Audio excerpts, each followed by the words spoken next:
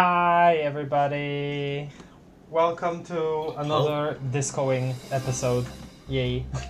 Hello to Nascaptor, hello Doc, hello Izen. That's everybody right now. Cap will be active in a little bit. She just left right now. She's got something going on. Yeah. Disco Elysium today, come on. First we disco, then we Elysium. Let's disco Elysium. Yeah, Izen. Oh yeah, my Easter comment. Recently discovered I actually truly love dark chocolate. I don't even care about what's inside the Easter eggs, I just want the chocolate, lol. Cool. I have gotten way more accustomed to eating dark chocolate as of late too. I mean, mainly it's also like, if like, I don't know, like a waffle bar for instance is in chocolate, I would rather take the dark version of it because the waffle itself is already sweet enough usually. There is like just a lot of sugar they pack into some candies, and it's just better to take the quote-unquote dark chocolate option because another part of the sweet is already sweet also. Hello. Not related to anything. Hi. Hello? Hi. Okay. Hi. Those chocolate Are we bunnies starting? Yeah. We're already talking to chat. Great. Those chocolate bunnies are either the meltiest chocolate ever or a piece of brick, or it entirely depends on how cheap it is. I don't know, even the cheap stuff is sometimes really good, even when it comes to Easter stuff, but okay. Not on topic at all, so let's just start the game. So last time, what did we do? Last time we started a new day. Okay, well, after reading the books, we talked to our cop friends from our precinct, clearly. A past partner in crime, in solving crime, actually. He would be very offended to call it partner in crime. And that's kind of it, pretty much. Though the books definitely took a while. And you took the body away, or well, Yes, Kim took the body. yeah. That was the first thing, yeah. So we should be expecting something.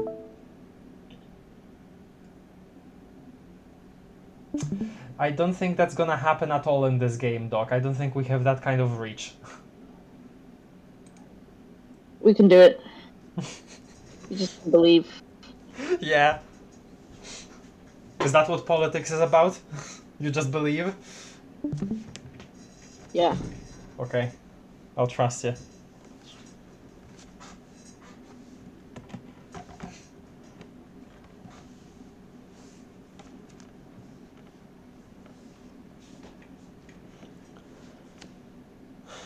Let me pull up the chat on my phone. There we go. It's loading. It sure is loading. I have... again, this is good that Disco Elysium is a game that is voice acted because I actually have food with me also. It's loafing. It's loafing, yeah. I have frozen strawberries with chunks of ice still on them, and they're like frozen together. Cool. Ha! Literally. It's true, Krasmazov said it to me in a dream. Damn. No, you had those kinds of contacts. Ah, is it not loading? Okay, we could think about what to do immediately right now. So, if it's the third day, then I'm assuming that it means that it's Wednesday in the game world. And if it's Wednesday, Yeah. then the passage, the bridge should be open. I mean, we also should probably at some point just in general talk to the pawn shop employee, because we just kind of, you know, gave him the thing to pay our first rent, right? And then just kind of didn't interact at all. So we should probably also check that out, because they obviously had more dialogue. And we are also obviously talking again to the union guys. Yeah, there we are. Ah, this music. That's really nice music to start off the game with. Oh yeah, let's pick something here.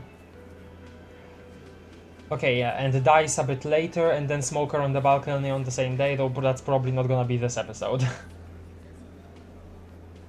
Okay. Probably. Most likely. Okay. Do you think we could actually talk to these guys right now? Yeah, sure. Okay. Why not? There's a lady outside if you want to talk to her first. We already talked to her a couple times, you know, but I didn't. I've got nothing to say Yeah, but to she. you. Why are you Oh, yeah. wasting your time? She crosses her arms. What's your role in all of this? What are you going to do to me? Why are you so aggressive? I don't remember with any of these. I think I just felt really awkward about asking these questions. That's why I didn't pick them. Yeah, fair enough. I don't know. Okay, if we are going to do this properly this time, then we should equip ourselves. Oops. Yeah. Okay, let's go close. So what do we have right now? Interfacing probably not. Okay, electrochemistry, physical instrument, reaction speed maybe, but not sure about that. Our current hat is encyclopedia, which could be useful. Drama. What do you have on you right now? Well, on us we have encyclopedia. This is our regular code to which Esprit de Corps and Shivers. Logic on our shirt, as opposed to conceptualization. We have electrochemistry -1 reaction speed here. Logic -1 authority. We still have very little authority. Yeah. I think as a suggestion, maybe take off anything that has a negative modifier, such as those glasses, because you're at 0 authority. Right. -1 drama then? How much drama do we have right now then? Drama is 2. Authority is 1. I guess that makes sense. You don't have to equip everything in a slot. Not everything has to have something on. I guess that's true, yeah. It depends on like whether you care about having your drama score. Take off our shoes? No. Savoir faire. No, I mean having composure on. Yeah. Yeah, having composure. Yeah. Yeah. I was just thinking like, you know, we probably won't be running away from these guys. What about those gloves? Right. Our current gloves are half-light. I don't know if interfacing or electrochemistry would be very important. Yeah, not in the discussion, I don't think. Half-light, But, maybe. you know, you never know. Alright. Our interfacing is 2 and our half-light is 4. I think half-light would be a little more useful, like not necessarily like I'm in the guaranteed, but just like perhaps. Okay, true anti-authority build or currently, yeah. I'd like to have that more point in empathy, so I'm keeping on the ledger. Maybe Okay. quick save first? Sure. Because if I recall, when the last time we actually talked to him, it wasn't like properly starting a conversation. We just kind of looked around.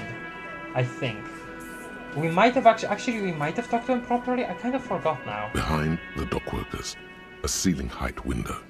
The hawthorn branches scrape the glass like bony fingers. I don't think we had the option to investigate this last time. I think it's our strangely huge perception that's doing this. Squint? There's a little slide panel up there to let some air in. No need to open it in spring. It's still too cold outside. Very low. -12, it's not time yet. +1 mysterious door scene. +1 icosahedral dice set sirens. Oh. Huh. How would that be important here? But it's not time yet. What do you mean it's not time yet? Something we gotta see through there at a certain point? Suddenly, it's not time yet. It's just not time yet. Looks like the circus left town, but the clowns are still here. Yeah. Titus does not look particularly happy to see you. The man hanged in the backyard. Did you do it? I found 8 sets of footprints, but there is only 7 of you. Where is the 8th Hardy boy? Okay. Lordy lord, these are like very hard questions immediately. Well, you're a police officer. This Yeah. is your job. Yeah, let's start with the second one. What are you talking about, madman? There's no 8th Hardy boy. There's 7 of us and we're all here. He seizes you up. Or what? You want to be the 8th Hardy boy? We ain't hiring. He shakes his head. Actually, boss, we've been talking and we think she could maybe... This person Glenn Who's she? wants to hire. He really respects her. Oh, this person Glenn wants to hire. Maybe it's talking about her. I don't know, okay. We've been talking and we really think she could... So, I guess perhaps this does imply that this she, whoever it is, was with them at that point. Shut the fuck up, Glenn! He Not roars. talking here. Now what the fuck do you want, cop? It has to be good if he won't let you pursue it. Looks like the lieutenant thinks so too. It has to be good. So let me get this straight. There is an 8th Hardy boy. It's a she, and you don't like us talking about her? That's right. We're not talking about this. This is a private Hardy Boys matter. Nothing to do with your shit. End. Points at the lieutenant. You're not cops here. Don't go digging around if you don't want a bullet in the back of your head. I'm watching you.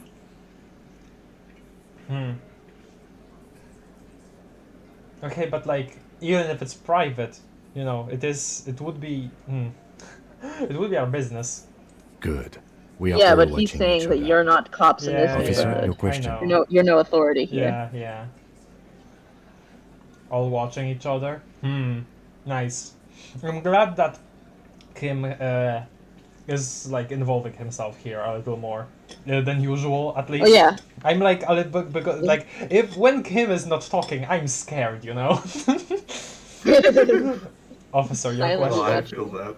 Judging. There's no point in pushing it further, he thinks. This is already a victory. We'll learn more about this 8th Hardy sooner or later. Esprit de corps.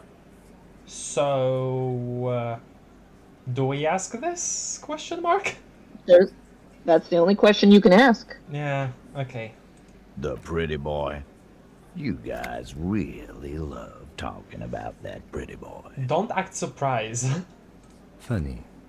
But my partner and I have a serious matter to discuss with you. Okay, he takes a sip of his can here, and then Kim. The lieutenant says without a smile. Okay. We have spoken to the head of the union. Why is there a container belt around the dead man's neck? Why are your boot prints all over the scene? I have spoken to the dead man in a bizarre occult vision. Oh boy, okay, well, I'll think about if we actually say that to him. You're involved somehow, I just don't have proof yet. Well, that's not very empiric of you, but okay. Yeah, sure, we have spoken to the head of the union. Evrard? Yes, him. And what did he tell you? That we killed him? That we took a cargo belt from the harbor, went out back, and used it to hang him? Not any specifics. His eyes narrow. Because we did. All of us together. I hope he told the story straight. I hope he told it well. Huh? You just. We got him. Yeah, We're done the game. I guess We finished. You got him? He looks you dead in the eye. Huh? That's it. That's the game's over. We got the perpetrator.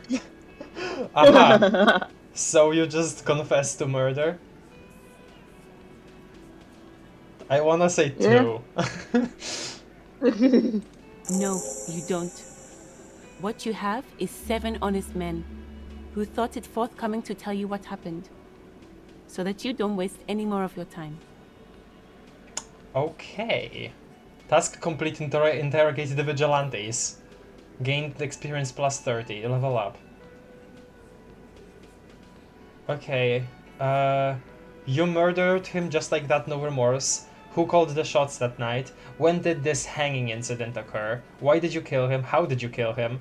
How does the bullet in his head factor into this? Why don't I just arrest you? Step closer to Titus. Probably not a good idea. Not idea at all. Zero authority build. Yeah, you are no authority build. Also, he's much more muscular than you. Yeah. I would expect so. A dock worker versus like a washed up, just man in general. Washed up alcoholic. Yeah.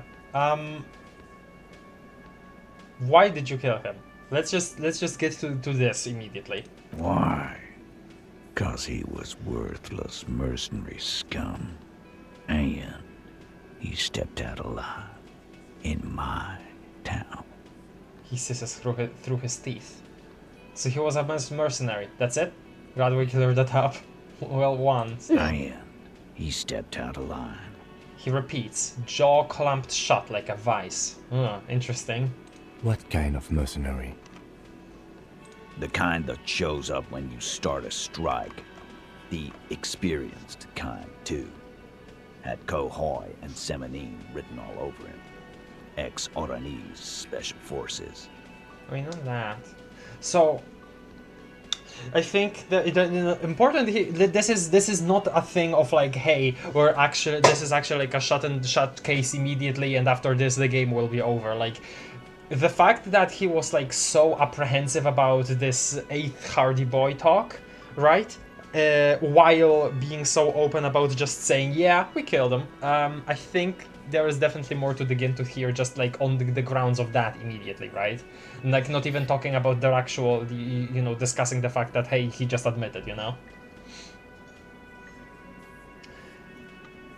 A live grenade, right here in our bar.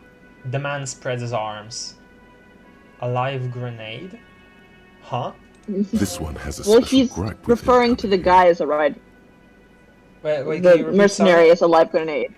Oh, He was referring to the mercenary as a live grenade. It's a metaphor. okay. In our bar. Oh. So it was just a matter of like disrespect, they just barging in and probably sitting down, that kind of thing, trying to negotiate with them immediately, not on their own terms and stuff like that, and they just kill them out back because of that. Maybe. I can't Could be the prove it, case. but I know he was sent by the Wild Pines. They hire merc shit like that. Story of every strike from here to Samara. Hold on, how do you even know he was in Special Forces? Right, but what did he actually do wrong? Okay, I guess I'll ask one first. 'Cause one night, he walked straight up to the mic and said, I'm Oranese goddamn Special Forces, and I'm gonna fuck you all! Yeah, I bet. Really? Yeah, really? Oh. Had a gin and tonic up there? Oh. Sang some Oranese paratrooper song? Oh. And said he's gonna fuck everyone. Oh. Okay. We couldn't believe it either, but he fucking did, right there. Like some kind of animal. Just also general disrespect. Okay. Suddenly, I am way more nervous about the prospect of Harry singing a sad song up there on stage, considering the position of being a cop, but okay. Right, but what did he actually do wrong? Wrong? He harassed women. Oh. Raped one. Oh. Harassed workers. Oh. Threatened to kill some as a shit. warning. He wipes spittle from his mouth. There's slight unease in him suddenly. He regrets mentioning the rape. Okay. To kill us all. If we don't open the gates. If we don't let the scabs in. If we don't bend over. Freeze. That was Oh, before no, that's fine. he started coming here. What happened? It froze for a second for me. Oh, okay. I'm not sure if it was happened to anyone else. Yeah, I think that was you. Damn. Yeah. Okay. For a second, It's okay. It's fine. For Keep going. For a second, I thought that it would be just a matter of like personal disrespect, like what I was saying here, like, you know, a grenade in our bar, you know, that kind of thing. I get it, right? Like there's something more here happening. He cracks his It's knuckles. even worse. Yeah, he said it was his favorite joint now. Started to come in here every night. Drinking, grabbing girls. Grab one of ours mid-karaoke, right there on the stage. One of ours. He grabbed someone? The lieutenant is trying to make sense of this flood of information. Yeah, this girl's on the mic. A beautiful girl, young. Gets into the second verse of Lover Lake. The fucker grabs her legs, starts screaming. Huh? Show me your cunt! Why don't you show me your cunt? Huh? Then, he gets knocked on the head with a wine bottle. Doesn't even fall down. He shakes his head in disbelief. Was this the same girl who was sexually harassed, raped, you said? Okay, then now, about the man you killed. Okay. No. Okay, one. Aren't you fucking listening? My man is talking to you. He took care of it. They got the girl out before anything else could happen.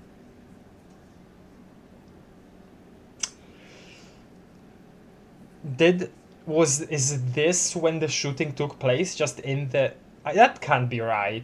Yeah, me and Eugene got around. Okay, no, Aren't never you mind. fucking Never mind. listening? He repeats like a parrot.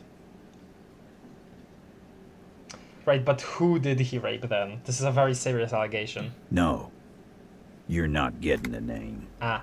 That's a Martinez matter. Okay. And I'm not discussing it with you clowns. I mean...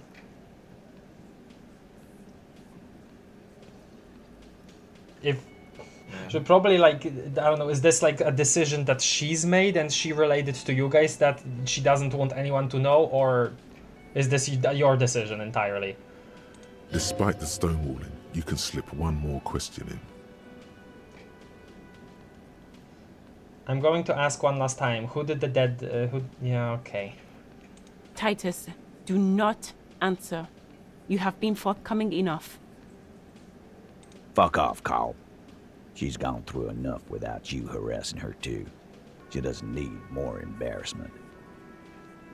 What are you talking about? Embarrassment. If someone has been sexually assaulted, we need to... What you need is to get the fuck out of my face. I've had enough of explaining myself to you fucks. He's dead. It's done.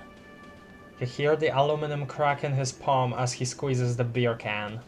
As you can see, these men can only take so much baseless scrutiny.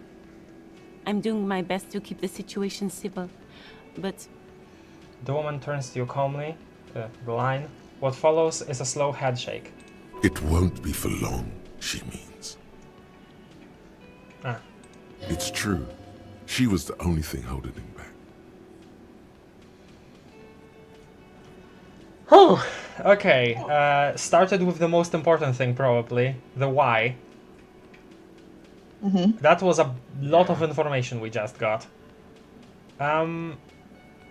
So, I'm assuming that we can ask these other questions, like, because the specific thing that he was getting mad about was us, like, pressing on the matter of the sexual assault, so... Yes. I'm assuming I can ask other stuff. Let me look at chat for a sec. Well, this truly was a Disco Elysium. Alright, when we got the, the admittance. Nice work. Hi, Udram. What have you missed? An admittance of guilt, and apparently, now that you've been there already for all of this, so I haven't really missed that much other than the actual admittance of guilt. We just began basically, don't say, yeah. Banana Daily, hello. So if I said I was Special Forces, they would believe me? I mean, maybe.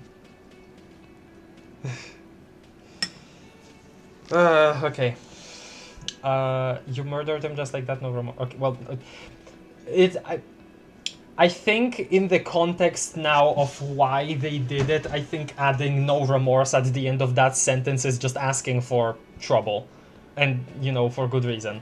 Who called the shots that night? Are you deaf? There will be no singling anyone out. Right, okay. You can't arrest a hardy boy without arresting all hardy boys. Interesting. Do you think you could do that? Do you think you could arrest them all? A shadow of a smirk passes her lips as she tilts her head. Address Elizabeth. I don't have to. One of them was more complicit than others. Address Titus. No, but seriously, who calls the shots around here? Oh god, this is not a... Neither of these are very much answers that I want to give. But yeah, like you said before, this game is about like choosing from just crappy options. You're interrogating them, not her. No, yeah, that's true. Don't let her control the conversation. Right. No, you're correct. Because this is... No, yeah, okay. I had a thought there, but I don't know how to express it. I'm just gonna go with 2. Who do you fucking think does? He sounds more amused than angry. Point at Titus. You do. You give the commands. Point at Elizabeth. I thought she did. I point at Fat Angus. The biggest animal dominates the herd. I'm guessing is the big one. Oh no. Bow to the bearded man. Gangs are usually run by the oldest, most venerable member. Gangs. Point at the harbor. Erard Clare runs the union. You answer to him, right? It's the 8th Hardy Boy. The one who's missing. The... I'm not saying that, but... Okay.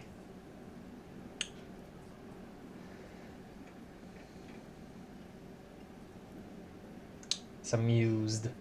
Okay, I will eliminate Everard from this line of questioning because this is not even like actual union matters, right? Like, yes, mercenary from Wild Pines, yes, they obviously like immediately disrespected him for that, right? Like, obviously, but the actual reason is that what he did here in the Whirling in Rags, which probably Ervard wouldn't really have, like, well, you know, he wouldn't do an order to these guys over that kind of thing, you know.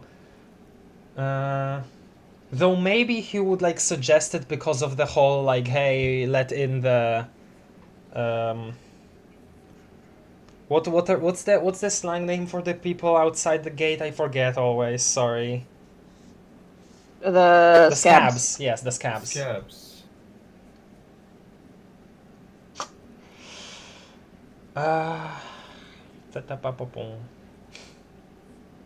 This is a kind of a funny like oh, I thought she did, like the way you say that, but I don't know. I mean, probably the most boring answer, but yeah, I'm gonna just point at Titus. That's right, asshole. Titus Hardy runs the Hardy Boys. Ain't that so, fellas? He looks around for approval. I think you got your answer, Mr. Law. Titus grins. No, you did not get an answer. Titus does administrative work. He pushes paper, fills out forms. The others can't read.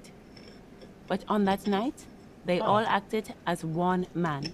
The others can't read. Interesting. I didn't think that this was kind of setting that would have like more common illiteracy. Huh. When did this hanging incident occur? You don't have to keep answering his questions. Huh? There was a breeze and that opened my door. The fixer turns to remind Titus. I know, Lizzie. Relax. We killed him last Sunday night. Seemed like a good way to end the week. Okay. Last Sunday night. Sunday, then 3 days for us to arrive, 3 days of partying, right? So that's 6 since then. So that would be Saturday. So what? If that means that it's not Wednesday yet. Wednesday is tomorrow, and today is Tuesday, right? Well, you can check. It probably says. Well, today is Wednesday. Is it? It should say what day it is in your. Yeah, today's Wednesday for you. Oh, damn. Okay, never mind then. The last Sunday just kind of confused me there for a sec. Because of the... Okay, maybe I just did the math wrong. I just remembered that... Remember, it did take a while for someone to report the death. Oh, true, also. So it's not like he died and then immediately you got the call to come over. The body was hanging there for a while. How long had you known the victim? Understood next question. I mean, you probably don't have to ask this. But if you go next question, you can't ask it at all. Right, okay. Known him? We don't associate with scum like that, asshole. Yeah. Yeah! Who do you think we are? Quiet. He came around about 3 weeks ago when that Pines cow first sailed into town. 3 weeks? Joyce has been here for 3 weeks. She might have said that already. I kind of forgot. Interesting. By the Pines cow, you mean Joyce Messier? The representative for White Pines? The same company you're striking against? The lieutenant pretends to check his notes. No. He knows. I mean the Pines cow. The stupid-ass cow they sent in to fuck us over. But you know what? He rubs his chin, pretending to mull it over. Why don't you ask her about the pretty boy? I'm sure she has interesting things to say when you ask her hard enough. That's enough insinuation for today, Titus. Officer, your interview is drawing to an end. Don't waste your last questions. Okay. Why don't I just arrest you a step closer to Titus? So what are we going to do now? Conclude the questioning. Okay. I want to ask about the bullet. I don't... Good choice. Okay, I'm not sure because, okay. This feels like because obviously it was a cover-up, right? Like, clearly. And it feels like this could be something that we could hold against them, like, ahaha, I know a little more than you probably expected, right? Like, it feels like that. Like we could hold that as a secret weapon for later, but I don't know when later would be, so I don't know, maybe ask now. Don't overthink it. Just do it. A sip of beer makes the surprise go down easier. There was a bullet in the dead man's brain. The lieutenant. Why was it there if you hanged him? The lieutenant checks his notes. How the fuck do I know? Anyone could have shot him. Target practice, maybe. Huh? Another sip. He's tight-lipped suddenly. What? But you just said that you were responsible for the... Huh? This line of questioning is over. You got the cause of death already? Hanging. If there's any post-mortem trauma, it's your problem. This will not turn into a cross-examination. How would somebody shoot him up there? Like put the gun in his mouth and like do that? What? Question. A couple things they're still hiding from us. Okay, I'm gonna ask about the how. Because obviously, yes, hanging, but... We hanged him up by his neck until he got real still. Wasn't that obvious, Copper? Didn't they teach you anything at the cop school, idiot? The autopsy showed there were no ligature marks. His hand... Sorry. Can you explain that? That was loud, sorry. What? I didn't hear that. Look, I'm not gonna play 20 questions with you, Capo. I'll say it again. We killed him. Yeah, I knocked him out. Came up behind him and clubbed him in the back of the head. He went down like a sack of sand. Not what happened, probably. That's right, lawman. And then we hanged the fuck. He spits through his teeth. Make them a bit more uncomfortable first, then see if it all adds up. Composure challenging 12. Things aren't quite here, are they? Cry quite right here. Well... Yeah, asking first. Yeah, I just wanted to see what it was. Huh. Make them a bit uncomfortable first. Then see if it all adds up. Yeah, like ask more questions. Mr. Tats. What did you use to knock the victim out? My fucking elbow, Copper. Samaran boxing style. He looks you straight in the eye. Where did all this action take place? Right fucking here. Eugene already told you that the fuck had started coming to our bar. Yeah, man. Weren't you listening? Did this +1 answers strange answer to the tied hands? Okay, well, red check. Let's go gambling. 58%. You could, like, ask more questions, like, that you hadn't asked first. Oh, I didn't. I think you can come back to this line. Like what, Copper?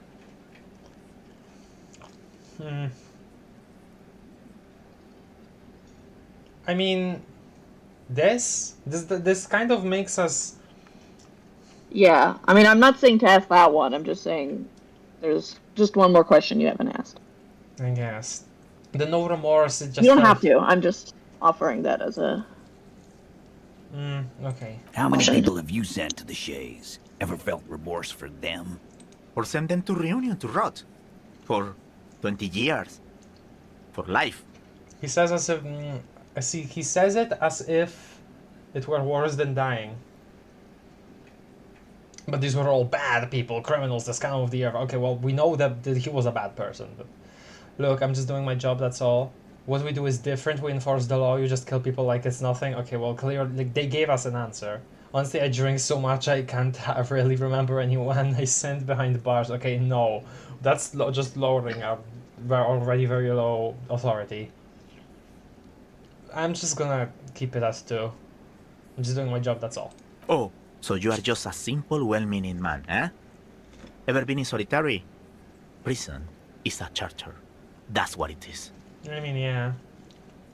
He spits. He spits on the ground before him. He's clearly been in solitary confinement, and at a young age, nonetheless. So he's hanging a man, slowly, without breaking his neck. The lieutenant replies dryly. Maybe go back to the red check. Yeah, okay. It's the how. The autopsy? Yeah. That's right. Make them a bit more uncomfortable first, then see if it all adds up. Nothing. Alright. Okay. Oh, do you wanna? You have a. If you want, you can upgrade your composure. You have a That's skill point. true. We already upgraded it once, but sure, we can again. Composure is. Composure feels like it could be nice to have higher. Yeah. Let me look at the chat before this. It's best to ask the most unimportant questions first, I guess. Just didn't really think that. Yeah, the big Richard. I should have said the big Richard. I could even say the ace, yeah. Hello, Betty. You missed them admitting to the fault, them saying why they did it, which is because the man was legitimately a horrible human being while he was here, aside from just wanting to take down the strike. And also that they are hiding 2 things. The bullet thing and something about the 8th Hardy boy, which is apparently a she. They are just like completely tight-lipped on those things, despite having admitted to having committed the murder. They're just like, well, you can't arrest one of us without taking us all in, and if you arrest just one of us, then you're gonna be dead, bucko. You know, that kind of thing. That's what you missed. Hello, Nandemo. It's okay. Let's go gambling, question mark? My guess is that the 8th Hardy boy was the one who shot the merc, and the hanging is a cover-up for that Hardy boy? Perhaps, yeah. I would... that's a good one, yeah. Okay, 72%. Titus is solid as a rock, and so are a few others. But... First, tell me who's solid, who's cracking under the pressure. Okay, these are not like us speaking out, this is us asking composure, so... Elaine, who looks like he might be Titus's right-hand man, the least antsy of the bunch. Definitely not his first time being questioned by the police. Alright, interesting. I really like these bunches' portraits. This little rat-faced fellow is solid, too. Always fidgety, yes, but no change there. I also like... yeah, okay. I also... sorry. I just burped. I also like that they have the thing in common where they have like the lower half of the background be like this red thing. Probably, you know, associated with the Union colors. Him neither. Mostly keeps to his tomato juice, or whatever he's got Tomato? Excuse me. Tomato juice. Who's tomato? Who's cracking under the pressure? Oh yeah, he hasn't really been speaking, has he? Oh, didn't actually read out the dialogue. This one, he's sweating profusely and has difficulty breathing. They've smartly kept him out of the conversation thus far. Definitely the weakest link in the chain. Hey you! Turn to the big guy. You having trouble breathing over there? There's something you're not telling me. Okay, well, this is... Okay, option 5 is just get out of this like, line of questioning. So I'm assuming that I'm gonna be able to ask both, and I just kind of feel like I want to do this first. Fuck off, Copper. He just shakes his head. This one is a stone wall. You won't get more out of them about the night of the murder. Not yet. Hey you. Okay, let's see. No. He looks up, startled, his forehead shiny from sweat. A few coiled locks are peeking out from under his warm, woolen hat. Of course he's having trouble breathing. Just look at how fucking fat he is. Okay. The man next to the big guy bursts out laughing. Fuck off, Shanky. Angus is a powerful guy. All muscle. The big boss steps in. Keep your eye on this powerful guy. Sooner or later, he's going to break like a piece of twig.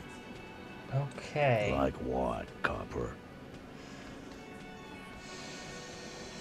Okay. Oh my god. No, I You know. don't have to pick it just because it's there. Yeah, I know. So what are we going to do now? Conclude the questioning. Nothing. Your investigation here is done. Leave Martinez, go back to your stations where you belong. New task, prove your authority to Titus Hardy.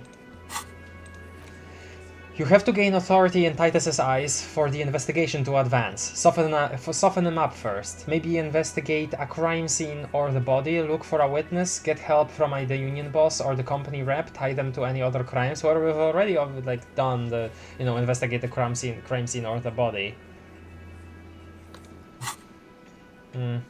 I think we're going to You stick have to around. get thanks. authority. Some things don't add up here, Titus. The lieutenant closes his notebook. I've done this job for long enough to know that people don't just confess to first-degree murder. Yeah. Even if it is a group responsibility. We're going to look into this. Good luck with that. You've heard everything a rent-a-cop is gonna hear from us. Real law officials. You're lucky you didn't get a beating. He grabs another beer. Rent-a-cop. So that's what this is about. He doesn't see you as his equals. There we have it. Want to talk about the hanging again? You still haven't explained the bullet I found in the hangman's head. I told you already, I spoke to Evrard, Burr, and he said you'd cooperate. Authority Godly 16, establish authority. +1 discussed 8th Hardy, -1 week when you first met, damn. You lost authority points. I guess we could, talk about the Evrard thing, huh? Yeah, I was just gonna say if you click one, it's probably gonna go back to the questions you already asked. Yeah. Evrard. Oh, so you went and talked to my mommy. Yeah. And now she's making me play with you. Is that it, lawman? He spits. And what's gonna happen if we don't? The little guy You're leans gonna go and tell on us? Very mature, guys. Everard sent word, right? Why don't you push me some more and find out, Gimp? Yeah, I don't know. I would listen. We're not gonna be like the bigger man physically here. This number 2 is not happening. I would never tell on someone. Let's change the subject. Okay, I think 1 is just the best option here. Yeah, I heard him. The fuck do you think I'm doing here? You'd have your ass handed to you if it wasn't for the boss man's word. Interesting. So would this actually go differently if we talked to them before actually going to Ervart? Evrart, sorry. Let me state this very clearly, Capo. Hello, officer. I'm Titus Hardy, and these are my boys. Hardy boys. How may we assist you? +2, Everard asked to cooperate. Well, we have that on this check, but it's... You're still low on authority. Yeah, very much so. Want to talk about the hanging again? Bullet? Huh? Bullet? Yeah, I guess, yeah. You still on about that bullet? A bullet in a hangman's head. You're right, Cowper. That is mighty curious. Indeed, mighty. How did it get there? The lieutenant is fixed on Titus. Alright. Well, there are so many bullets in the world, and so many heads. I guess it's only logical. At some point, one of them bullets had to end up in one of them heads. Okay. Makes sense? Yeah, but like... It's a very broad statement about something very specific. It's bound to happen again, you know? Just statistically speaking, of course. He taps on his right temple. Okay. Statistically We're speaking. gonna die. We're gonna die, guys. Did you guys shoot him? I think the hanging was a cover-up for the shooting. I'm gonna ask you again. Why was this, show him the bullet, in the victim's head? I kind of feel like if we actually like pull it out of our inventory, he will just like immediately snatch it from us or something.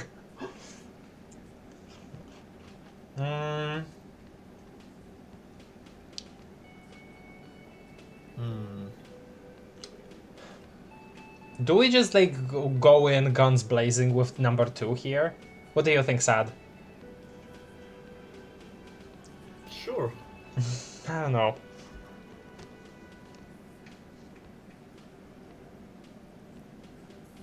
Also, Udram, I know that there are tomatoes you can make juice out of. I was just like, I didn't expect them to just say tomato, you know, the British way. That's what that was. Tomato.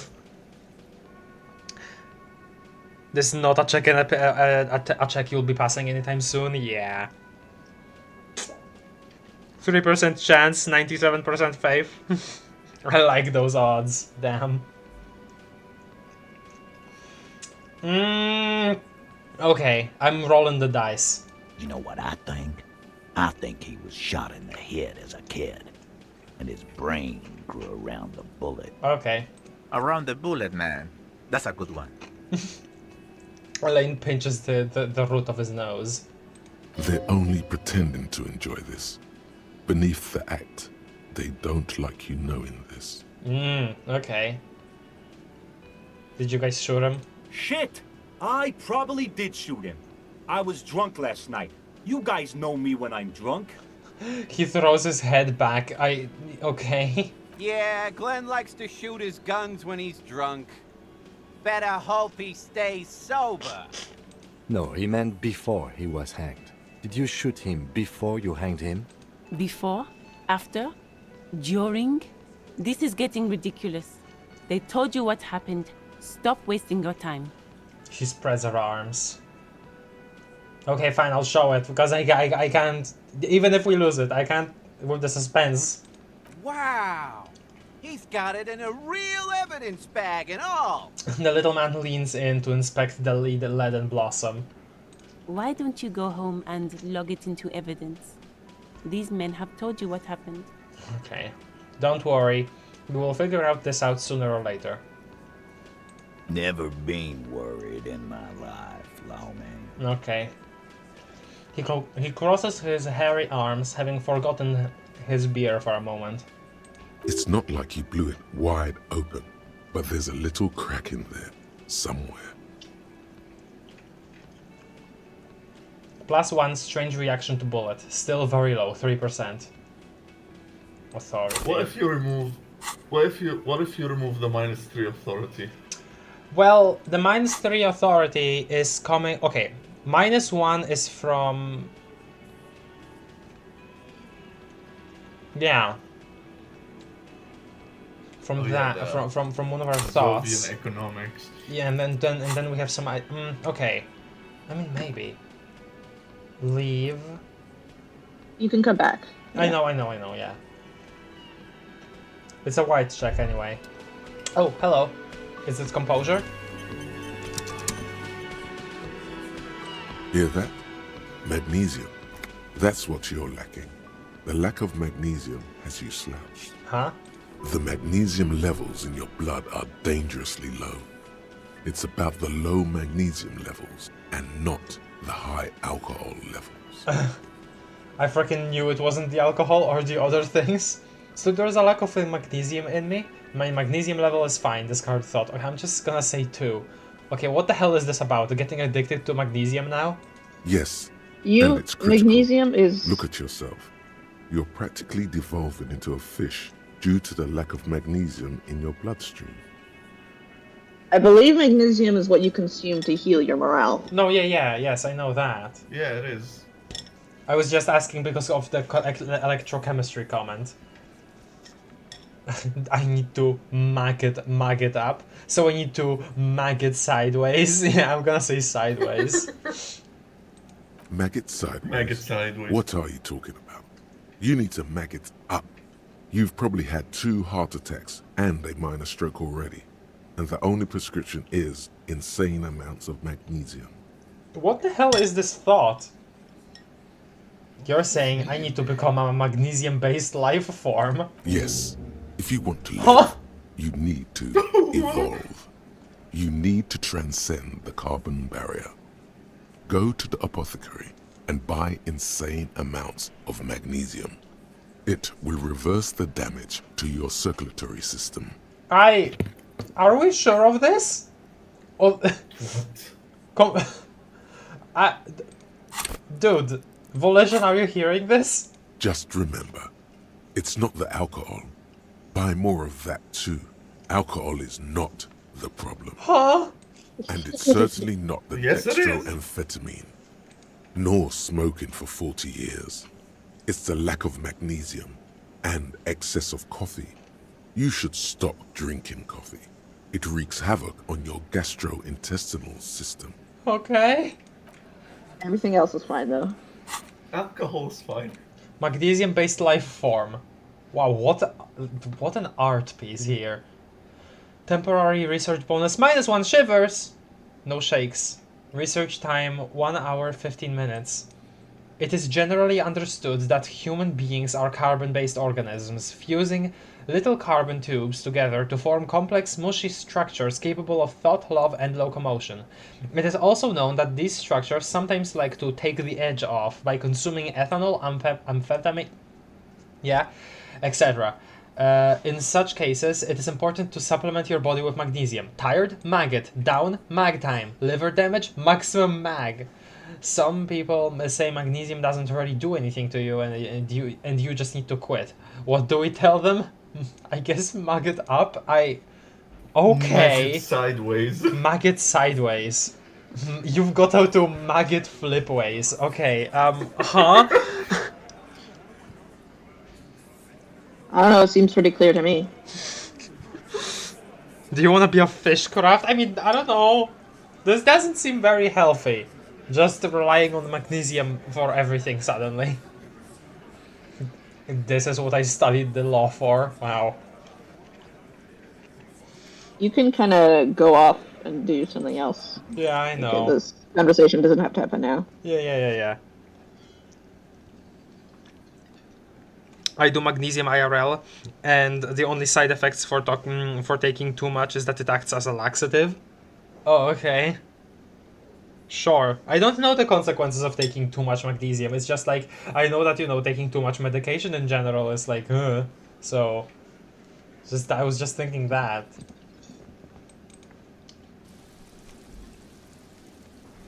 Okay. Raining. It's raining. It's raining. Like, raining in this world. Yeah, let me put on my usual stuff again. Oh yeah, and this.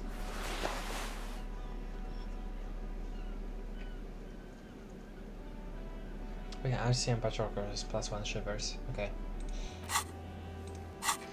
I'm assuming we're not like dice. It's just a little too early for Dice Maker. I've been thinking Yeah, about... later today. Hmm? Yeah, later today. I've been thinking of getting some more stuff. The tear here. machine stands. Your bottles There we clunk go. into the machine, Oh, I need and the money 260. appears. That's okay. Okay. You can buy anything you want. That's true, actually. I forget what what the stock is properly. You see several packaged raincoats fill a low shelf beneath a display of croissants and juice bottles. The raincoats are transparent, except for the big Fritta slogan on the back. Those are croissants. Huh? What is what? It's a raincoat. The girl leans over. Oh right, I forgot how much we. Yeah, I'm sorry. The girl leans over to the counter to see what you're referring to. If you want to buy one, then it's only 4 real. Okay. This here is probably what, A medical? small cabinet on the wall is filled with various medicine bottles, nasal sprays, and blister packs. They all bear the Saint Baptiste Pharmaceutics logo.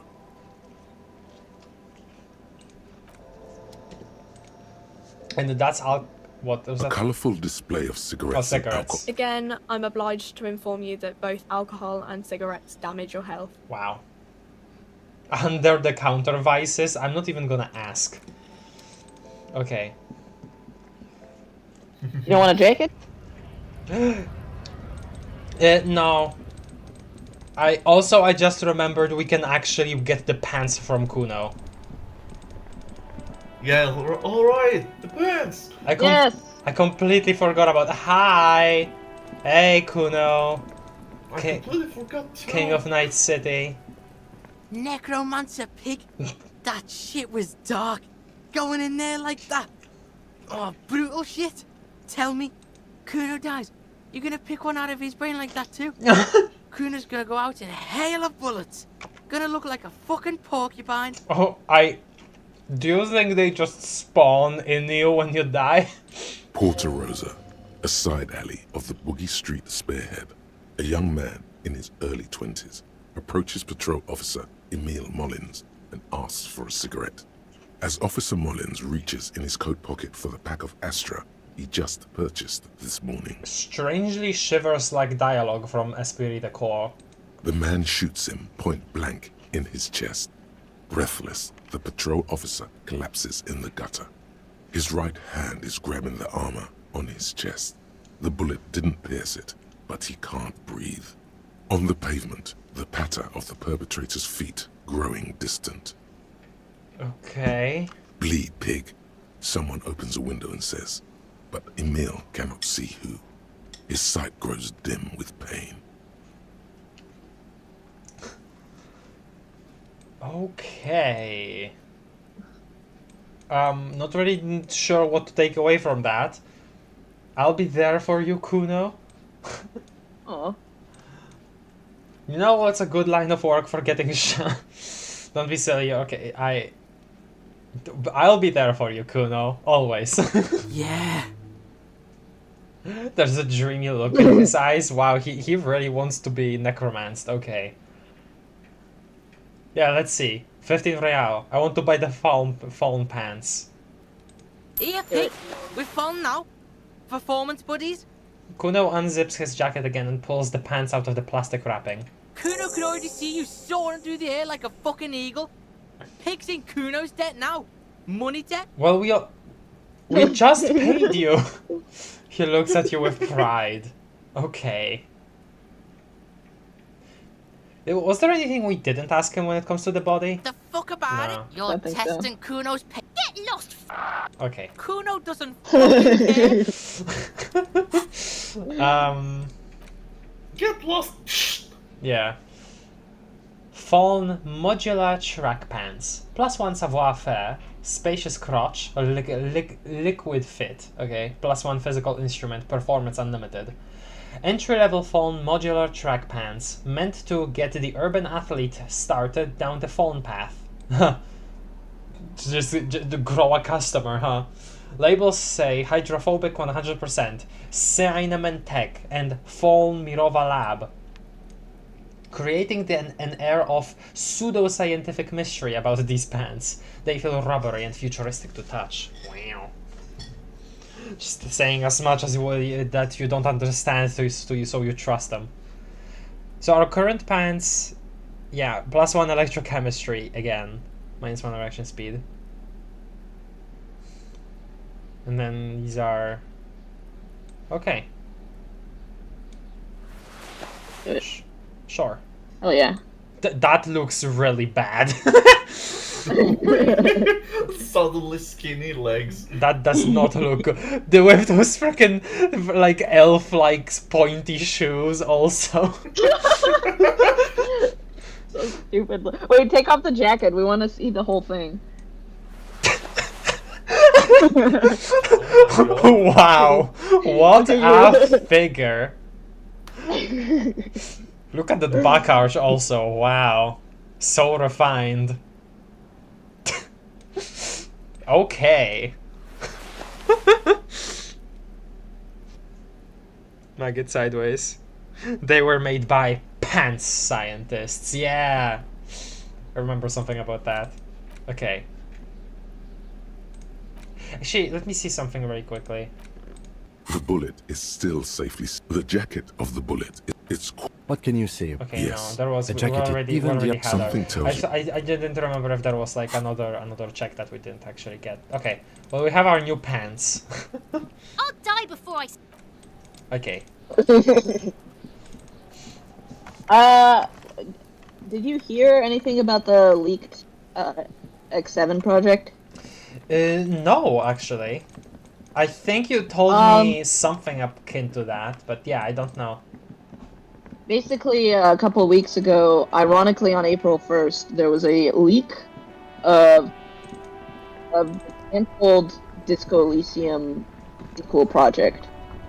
Not like a game leak, but like it was like a video, kind of. It was like a progress update video of the various people working on the project, showing off the concept art and all the stuff about it.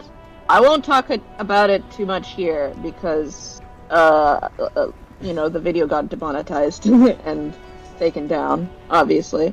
But it was going to be about Kuno and Kuno S. You would have been playing it as those two. Huh? Wait, so that's Yeah. I'm assuming that's like stuff from before everything that happened with the rights and stuff to the game. Yeah? Yeah. Well, I mean, this was after, what was his name? The main guy got kicked off of the project, but before everything else went down. Okay. So there are still a bunch of people who had worked on Disco Elysium working on the project.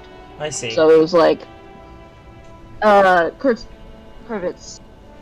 Robert Kurvitz. He got kicked. He was already gone from Zaum, but he, like, a bunch of other people who had worked on it would have been a shame that he wasn't working on the project, but also, he wasn't the entire force behind Disco Elysium, he was the mind behind the world, but a bunch of other people who had, like, for example, one of the leads on the team was, like, literally the creator of Kuno, and he did a bunch of dialogue writing for it and stuff, so Interesting. it's a shame that we'll never get to yeah.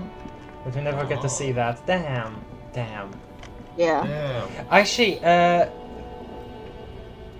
I remember, okay, well, not related to that because it's a different thing entirely, but I remember seeing that one, I remember looking at the Steam page from the developers of Disco Elysium, the other game that some of them are working on. I remember looking at that finally. It looked really pretty interesting, although I missed the interesting portraits on like your brain thoughts talking to you. And I'm not related to that, just got Still reminded here, of it. stuck in this damn jam, my man. What's up? Okay, nothing new. Just wanted to see. Actually, okay, let me see something here. Could we... You gonna check out the water lock? The what? Water lock. Yeah, we will in a sec, but I just kind of thought, hey, if we just got something we didn't know before about the scabs, maybe we can get something more here. Right to work! Okay, no new options. It's okay. Oh, oops. Here. Yeah, okay, let's go towards the water lock now. Oh, you also said you wanted to talk to the guy in the pawn shop. No, yeah, that's on the way. I'm still thinking about it. Actually, okay, how are you guys? What's going on? Did you guys... Oh, hello? Oh, hold on. The spirited chirps and clicks of swallows fill the air. Wow. I have really outdone myself. This is divine. He takes a bite out of his sandwich. Yes, that's what you need, Gaston. More padding on that fat ass of yours. Oh, God. I hope your heart gives out. Honey, jeez. It's a little pleasures. Life doesn't need to be a struggle. Yeah. Hello, officer. How might I be of assistance on this fine day? Wait, these are all new? How? Well, it's the next day. Oh, I guess. Okay, I'm gonna mention the sandwich. I'm sorry, officer, but I really don't share food.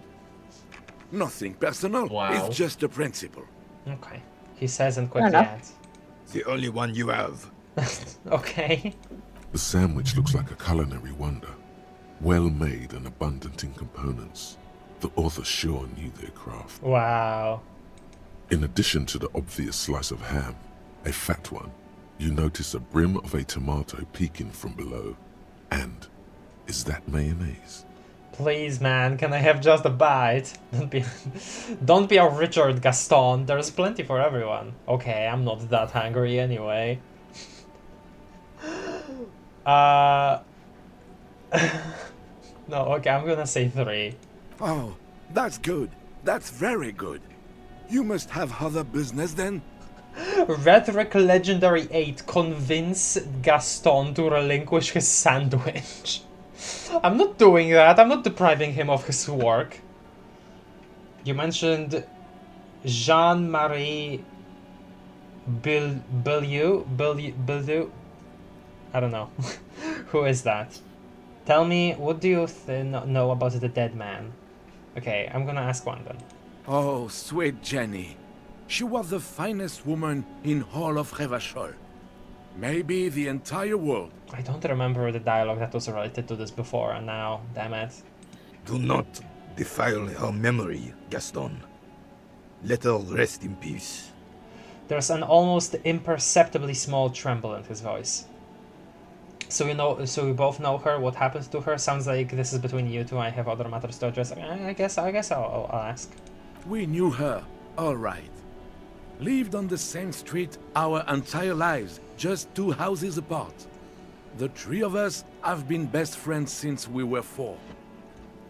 She was René's first girl back when the prick was 16. They were courting till he decided he'd rather die for some great ideal than just be happy. He looks at the carabinier almost gently. Okay, so it's the person that he was in the picture with. And then you stole her from me. Huh? He jerks forward, but then grabs his chest and stops. Easy, fellows. No need for this to get ugly. Do not intervene. Sorry, but I really wanted to just ask some question. Okay, do not intervene. Well, technically, you stole her from me, because we'd been pretty close ever since you two had that falling out over the ink you spilled over her pretty yellow dress. Oh my gosh. How long ago was this? We were just boys then. Okay. This was different. You Man, old men having drama over stuff they did in their teens. Awesome. No point starting this all over again. For the 1000th and the first time. Especially when we have company. Officer. He turns to you. What happened to her? She died of pneumonia 2 winters ago. Oh. It was a quiet passage. Peaceful. He smiles faintly. René and I were both by her bedside when she... He pauses, searching for the right word. Died. No use sugarcoating it. Won't bring her back. Will it now? He sharply fills the silence and adds. Departed. Until the very end she couldn't decide between us. The most indecisive woman I've ever met. His partner finishes his sentence and chuckles. Wow, okay. Why do you think she was indecisive? She could never make up her mind about anything. What to have for breakfast, favorite color, or which one of us to marry. The look in his eyes is happy and distant. She was always leaving one of us for the other, but never long enough to actually get married. What was the O for, Cap? Just do both. Oh. Or both. Polyamory would fix this. What's the view on polyamory in Revachol? That's the real question. The real questions here. Nothing wrong with weighing your options first. That's a bit odd. Nothing wrong with weighing your options first. Heck, technically, we're both still engaged to her. Huh? He says with a chuckle. You always confused her. Couldn't let us be happy. Seduced her with your fancy words and pastries. Seduced her with your pastries? Like the sandwich? He says with a heavy resentment. He suddenly remembers you are still there, falls silent, and turns away. Wow. Thanks for sharing. Of course, officer. Memories are all we have left. Okay. Harry built like that frickin' damnation bird? Oh yeah! You're right. Peak male body, honestly, yeah. Okay. What do you know about the dead man? Let me think. I heard someone was hanged and left on a tree for a week. But that's all I know, really. He looks at the clouds wistfully. Come on, you must have heard something. Really? You know absolutely nothing? Shame. Maybe you can help me with something else then.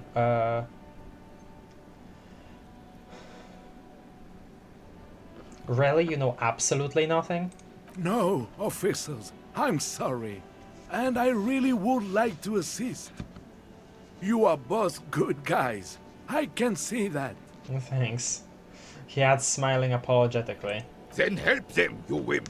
You have plenty of shoulder with the ghost caviar in the Union. Someone must know something. I wish I could, but I just don't know anything. I always keep my nose clean and don't gossip. Everyone knows and respects that.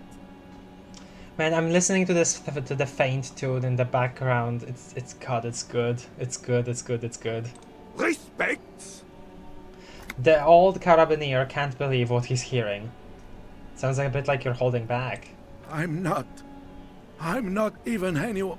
Of course he's holding back. His mouth is so full of Union prick he can't even speak properly. The carabinier crosses his arms. Okay, Lord, we're getting into some personal stuff again between these two. Can I at least finish my fucking sentence before you piss on it? Is that okay, René? He swore. I'm not anyone important in the Union. I just know Evrard. His eyes are furious. How do you know Evrard? Are you a Union member? Okay, I guess one. Everyone in Martinez knows the Clare brothers. I taught these boys human studies and history in the gymnasium. Oh. He says solemnly. What do you know about history? You never witnessed history. Only heard about it years later, when it had already moved on. You don't know history. And you don't really take lessons from it, from what I've noticed. The old soldier mumbles something under his breath and turns to face the sea. There he stands, proud, rigid and alone, like a cracking marble statue. Interesting comment considering what I just said too. Let's try not to get caught in a crossfire. Lieutenant lowers his voice.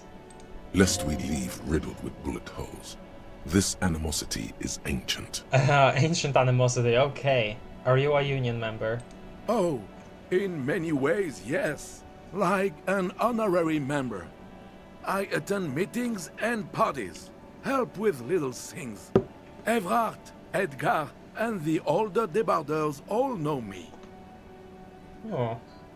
Debardeurs? Did we hear that somewhere before or no? I don't think I recognize that. In any ways? Oh, yes. I think so. So you're not an actual member? Not in the technical sense. I don't have a vote or a membership card. But Evrard keeps me on the payroll. Just for the little things. Huh. His eyes fix on the bulls in the crater. Of course he's not a member. He's not a member of anything. I knew that. He frowns. He's a Weservein. Comes to where the wind blows and tries to look important. God! Such animosity towards your friend! I hate this socialist rabble. But even siding with them is better than living your entire life on the fence. Never committing to anything. Pick a damn side already. Interesting. What are the little things you do for Evrard? Writing work mostly. Occasionally, he needs something written, and I happen to have a way with words, people say. What kind of things do you write for him? Oh, nothing official, I assure you. Just essays for the newspapers. About Martinez and how things are and how they could be. Evrard and I had these long talks where... Well, he tells his little pen man exactly what to say. It's commie propaganda, plain and simple. You should be ashamed of yourself. Okay. Do little things for Evrard myself, nothing wrong with that. I do little things for Evrard too, I feel terrible about it. Let's stay on the track here, guys. This. I'll say 1. I kind of want to get on Gaston's side here. Like, specifically because, like, if he's hiding something, right? Oh my god, policeman talk. But yeah. That's just the way things work around here.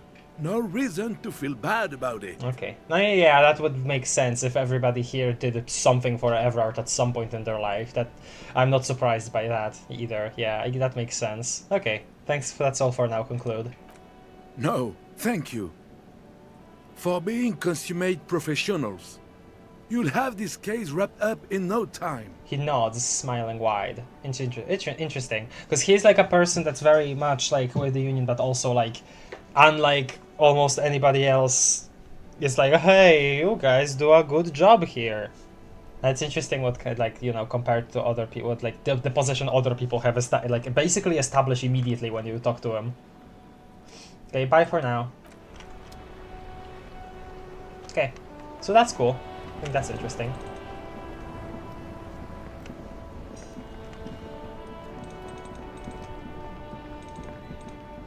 Let's go here. Yes. Oh! Yeah! Okay, they met up. Okay, I'm gonna go here first. Morning, officer. Well, morning, but okay. Oh yeah, I don't think we actually... Did we interact with everything here? Wow. A very large red t-shirt with an impressive print stands out from the other garb. Oh yeah? Oh yeah. The print depicts a muscled man striding toward you. On the a giant t-shirt. sword in each hand. Wow. Encircled by burning embers. Wow. Behind him is a cluster of cabins engulfed in flames. Beneath him are the words Whoa. Heimdall burning. It's Heimdall man, man from Heimdall, sorry. Merch. That's awesome. Sniff the t-shirt? Okay. Smells like worn cotton and a little old sweat there. Old sweat, okay. Worn cotton with a side of flea market or trash bin. Wow. Sniffing is okay. But please don't try anything on. Can't have you leaving your photon emissions in the fabric of things you're not going to buy. Photon emissions? Out of all things to mention, light? Okay, sure. You're not imagining it. Photon emissions? What is he talking about? Yeah. Thanks, Inland Empire. That's a rad Man from Heimdall t-shirt you've got here. Hell yeah, man. I don't usually carry printed tees, but this one was just pure exemplar. The shopkeep sounds enthusiastic. You must be a serious Man from Heimdall fan. We have a lot in common. I'm a big fan of the Man from Heimdall too. Well, if we say that, then he'll try to quit us maybe, so maybe let's not. One? A fan? No, I wouldn't go that far. But I do think the Heimdall saga is an integral part of our shared reality. Most people don't think that the man from Heimdall really existed, but they're wrong. Okay, do you believe in that, like, do you say that in the way that, hey, he existed at some point, but all of these stories get something wrong about him each time, or they're made up about him? Or do you believe in the fact that, hey, all of these stories are completely correct 100%? What did you mean the Man from Heimdall was real? I mean, even if the man from Heimdall didn't exist before the adventure novels, the stories have made it so that he has. It's simple, really. Interesting. Because we didn't talk to him much, so I guess he's that kind of... I was gonna say that kind of stoner, but that's mean. But we know that he's on something, on some kind of substance, but... that would be mean to say that. But yeah, okay, so something about... I don't know, shifting reality or something like that. So he said something about like photons that was weird. So maybe like he's got something going on. Photon emission. He sounds incredulous. You sound skeptical. It's not that complicated. All that's required is a more robust understanding of cause and effect. More robust understanding. Besides, I've been to Kotla, though not quite as far north as the Heimdall, and watched northern lights travel across the sky. Oh. Very unique, energetic tides there. Energetic tides. His theory isn't exactly incoherent, but its logic does suggest some unusual neural activity. Interesting. Unusual neural activity. Okay, well, you said it meaner than I was gonna.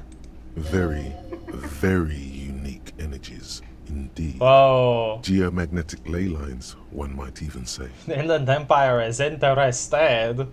How much are you selling this t-shirt for? 2 real. That's dirt cheap. The lieutenant raises his eyebrows. Couldn't you just give it for me for free then? Cool, I'll think about it. Okay, well, I'll ask one because it's funny. But why? Because I'm a broke cop without a cent to my name. Perhaps I could repay you in some other way. I guess I can't really think of a good reason. You know what? Sure, let's see what we come up with. I deal in goods, not services. Alright. Okay, I've thought it over, and I want to buy the t-shirt. T-shirt Man from Heimdall. +1 physical instrument, +1 shivers, -2 authority. Again, because we're being a nerd. Okay, +1 shivers though. That's something I value. Interesting. I'll consider. What's this? A typical Martinez streetlight sits among assorted floor and table lamps. Oh. Let your gaze run over the streetlight. Is that a streetlight? Where did you get this? How much for the streetlight? Okay, 1. The light pole has been carefully cut, and the wiring has been redone and attached to a standard indoor plug. Huh. The light buzzes faintly. How interesting. Persistently. This is like how people they just randomly have street signs in their homes, like entire street signs. I'm a big fan of Man from Heimdall too. Name 3 books, yeah. Actually, maybe we could, considering. Maybe we could do that if that was the case, considering we have like gone over them in the bookstore. Even less authority, integral equipment for the build. This is true. This would make quite a statement in your living room. Oh, okay. Yes, officer. As you see, it's in perfect working order. His manner is casual, but his speech is careful, measured. He wants you to know that he has nothing to hide. Where'd you get this? It was brought to me to be altered. Huh. We are not here to investigate the theft of city property. He leans in so the pawnbroker doesn't hear him. You have to admit it's rather clever what he's done with it. Oh, yeah, that's true. The nerd in Kim has awakened. How much is it for the streetlight? 700 real. Whoa! A bargain, I dare say. A bargain? No, it's not. Oh, hi, Half-Light. He's trying to sweet-talk you into buying trash. Are you out of your mind? There is one just like that on every corner. Yeah, but you can't exactly take it home with you and plug it into the wall. Even taking into account the risk of obtaining the light, that seems a bit steep. 700 sounds about right. I imagine it wasn't easy sewing off that street lamp.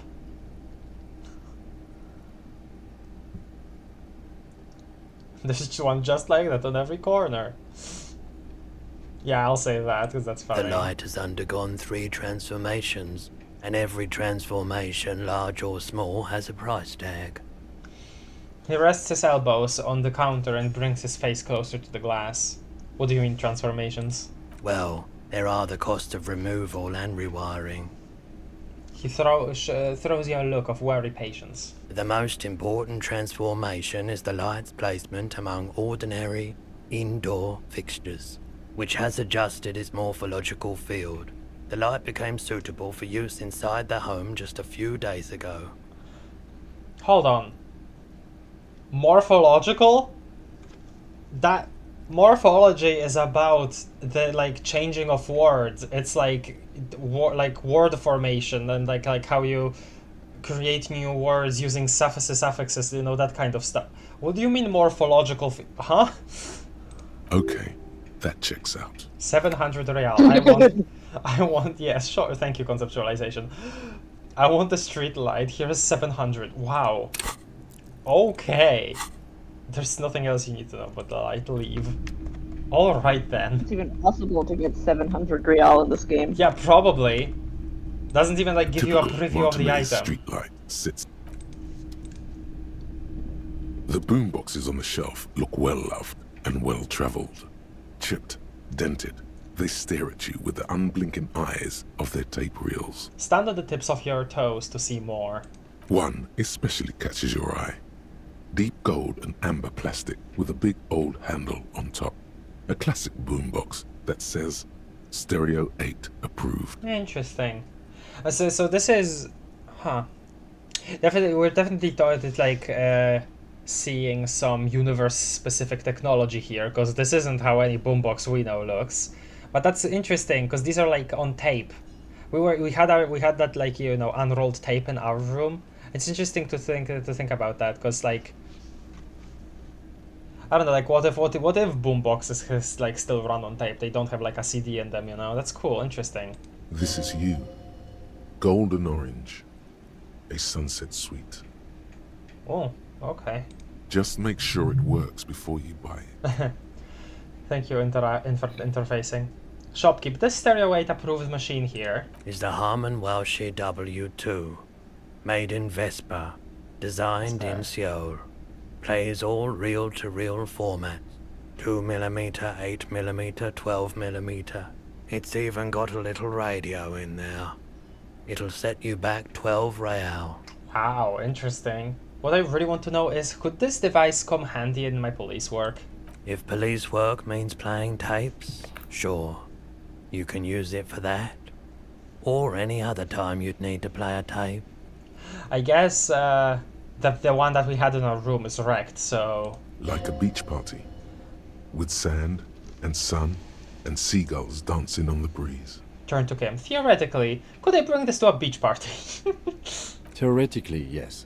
But we don't have time right now. It's generally murder investigation first, then beach party. Okay, Kim, let's just rock out with Roy then.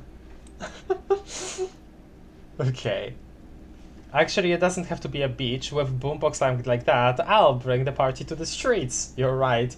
It's really the end that I need it for. A requiem for all life forms. You're right, Kitsuragi. Work first, party later. I'll say 2. You can play it any way you like. And I guess since you're a police officer, no one can arrest you for it. Damn. Are you sure this is all in working order? Absolutely. I've tested each one myself with recordings of speech, found sounds and music from a variety of genres. Even though I don't really like music. Huh. He grimaces. Okay, 12 real. Equip this to play tapes. Wow, what an interesting shape. Cool. Maybe it'll come in handy later. I don't really want to commit to buying that many items, because I don't even know how many we will encounter in our journey. So You see rows of toy soldiers guarding the rest of the trinkets displayed on the table. Some on horseback, others in rags, others yet in bright blue uniforms. All are stern and unyielding in their duty. no, you don't get it. They're free to take. Yeah, obviously. Public good means public good. Am I right, gamers? Try to find something pretty and cool here. Then use it to win her back. What? Huh? Win her back? Yes. Win her back. Buy something nice. A figurine. Who? This sounds off. You shouldn't trust this guy. The Inland Empire. What's gotten over you? Inspect the knights on horseback. Big men on big horses, clad in lamella armor and carrying flintlocks. The kind that would mow down a line of enemy soldiers in the blink of an eye. Point to the knights on horseback. Who are they? Franco-Nigerian knights. I used to be very serious about these guys. Isn't that just France and Nigeria? Those are real countries. He looks at the dusty figurines in the dim light. A long, long time ago. Inspect... Okay, interesting. Inspect the blue uniforms. They're not all blue. These figurines also wear gold coats and caps, complemented by orange trousers. They are variously posed, wielding swords and rifles with bayonets. Wait, this looks like René, the old guy who was playing pétanque. This is what the loyalists looked like, yes, at first. Then they wised up and got camouflage. He inspects the figurine. Okay, we got something else that Kim is interested in. Point at the blue figurines. Are these royalist soldiers? Which ones? Ah, those. Yes, they are. I find the paint job a bit gaudy, but children like the bright colours indiscriminately. War toys. Yeah. Inspect the figurines in rags. This set of soldiers isn't meant to look impressive. A few have rifles, but most of them carry pistols. Some even shovels and tall sticks. Are these even soldiers? You're probably talking about the revolutionaries, yes? Yes, they are soldiers. Revolutionary soldiers. The man behind the glass answers. I think their poverty has been exaggerated for effect. When you place them next to the royalists, it doesn't seem like they could possibly win. Interesting. Toy makers had an agenda. And pretty clear. It's meant to give people hope, even we can do it. Wow. The contrast is meant to be disheartening, as it ought to be. It is impossible to win against the cohorts of capital. Ask my friend Gart, who's... Okay. I wish it was more nuanced. As it stands, I cannot comment. Okay, disheartening, maybe, okay. I don't like either set very much, to be honest. But there are many parents among my customers. He seems to have his own take on the conflict played out in perpetuity by these toys. Ooh. Might be interesting to find out what it is. Ooh, okay. It's been obvious for a while now, but Inland Empire really just seems to remember everything.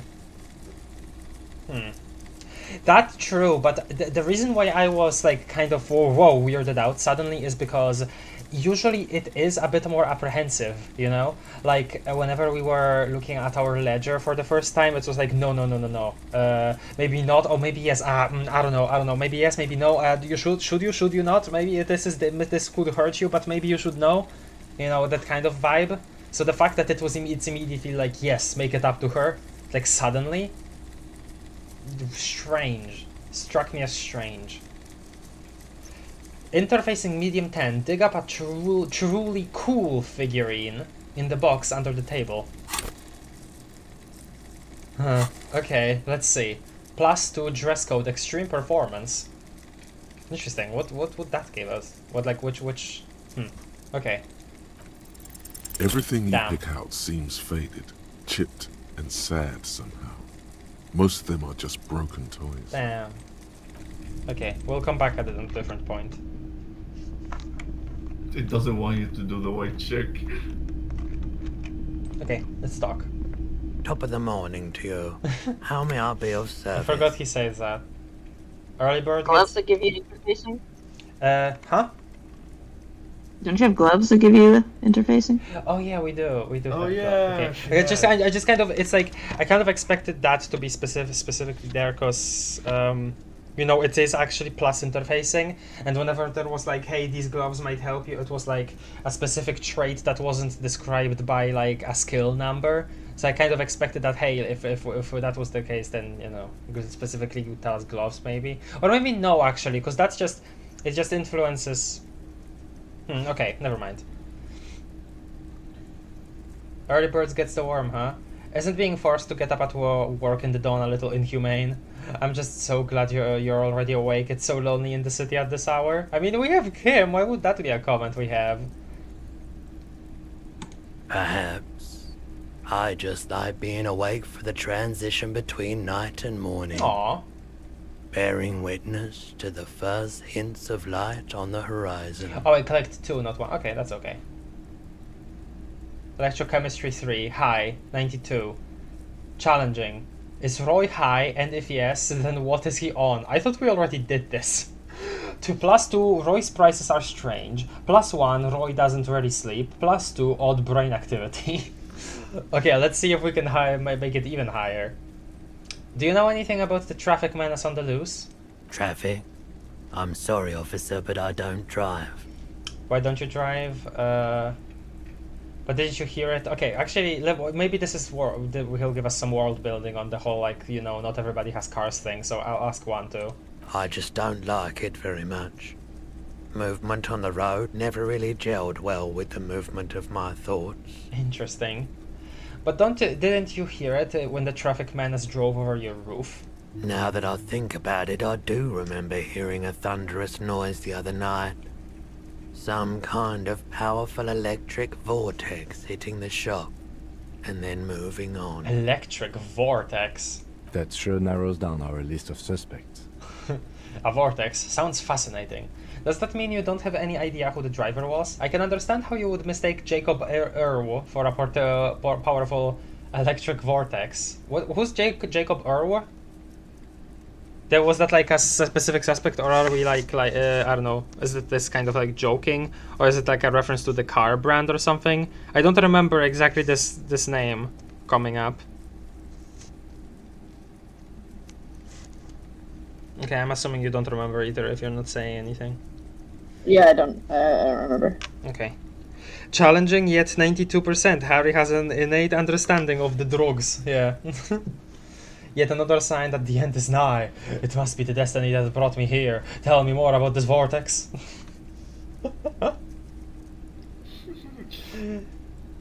You know what? Let me say that, because that may actually, like, you know, tune into his, like, how he thinks, maybe, if we describe it like that. The end? I don't know about that. Seemed more like a sign of a large-scale transformation. Shook the entire shack. The vortex is going to become much bigger. It is an integral part of how it all ends. Suddenly making that up. Okay, I didn't think that we would have a second comment here. An end implies a stable state, whereas we can see from experience that everything is in fact always transforming. Whoa. Thus, there can be no end. But that is merely our meager sense experience. There are dark forces at work now that we cannot even envision, much less see. Oh god, this is reminding me so much of my Philosophy 101 class. Because like specifically this comment, it's so resemblant of so many of the Greek philosophers that would try to say like, hey, I know how the universe works. How did they find it out? I just thought about it a little harder than you. Basically. The dark always has its counterbalance in light. Neither will prevail. The cycle will continue. He folds his arms with finality and turns away from you, concentrating once more on his slideshow. Oh, okay. See, let me see. Apocalypse Cop 3. Okay, I suppose. More points to Apocalypse Cop, I suppose, yeah. You might be able to aid our investigation. I doubt it, but I can try and answer any questions you may have. Know anything about the recent hanging? I do my best to keep my distance from all manner of butchery. Bad for business, bad for everyone. Yawn. Continue. No one likes to see what you have to see every day. Okay.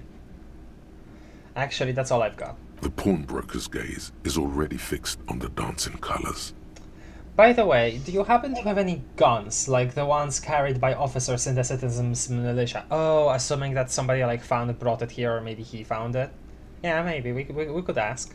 Someone else came here earlier today asking the same question. Oh. I promptly sold her the gun you pawned a couple days back. I pawned? Oh, right, yeah, the one... Yeah, I remember now. What? Sold? Wait, no, I don't remember. We still have the gun.